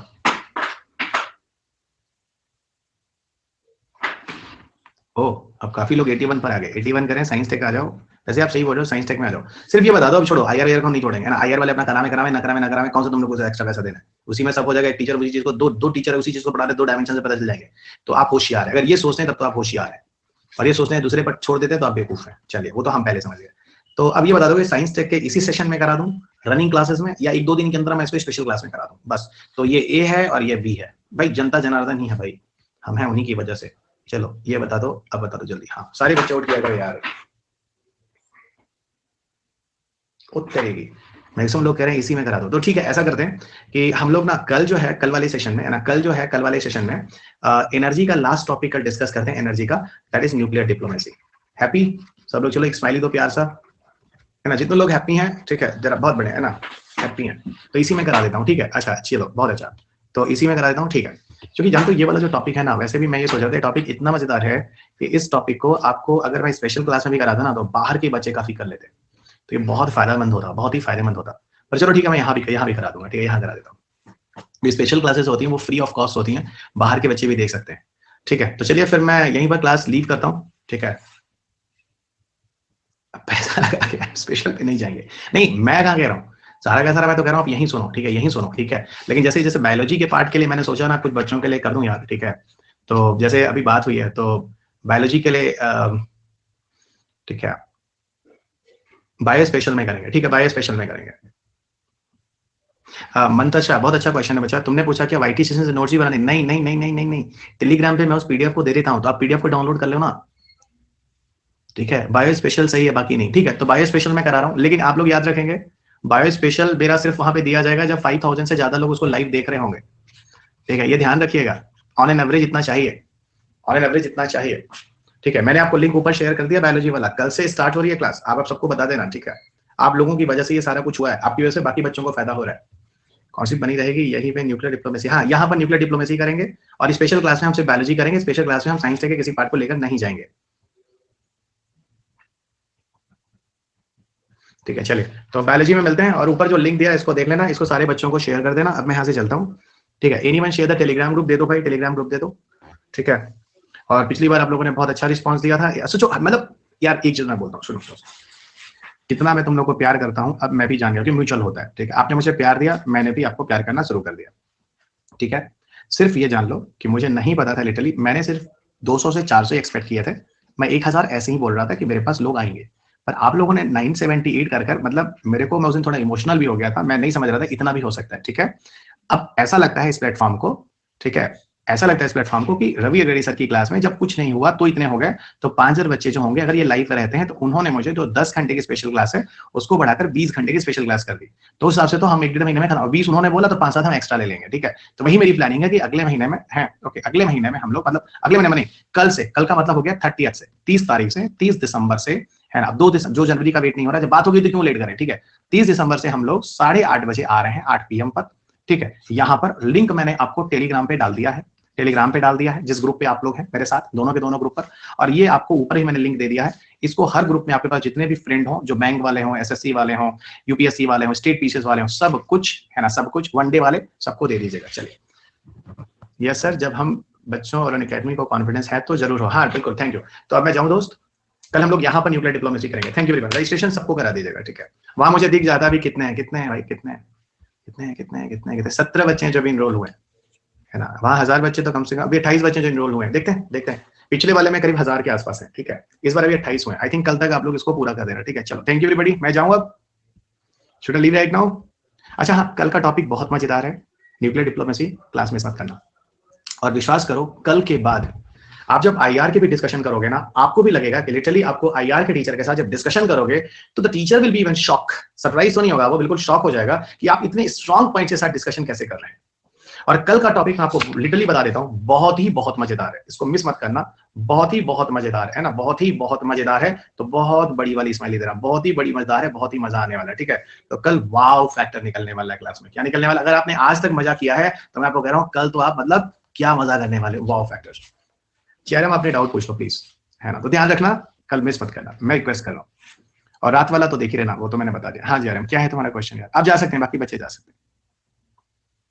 one doubt is NIME sir, क्या है NIME sir? India vision in the nuclear power in today and future. हाँ, तो ये मैं कल अब आपको बता दूंगा एक बार, ठीक है, कल मैं बता दूंगा JRM, ठीक है। So the time is not allowed, thank you everyone. कल ही आप क्वेश्चन पूछना, कल मैं आपको फिर से बता दूंगा, थैंक यू। क्योंकि आपने जो पूछा ना टाइम लेगा, 1 मिनट वाला आंसर नहीं, इसलिए कल दोपहर में यहाँ न्यूक्लियर डिप्लोमेसी, और कल से रात में सेल बायोलॉजी जो चल रही थी उसका second lecture. Thank you, have a good day, bye.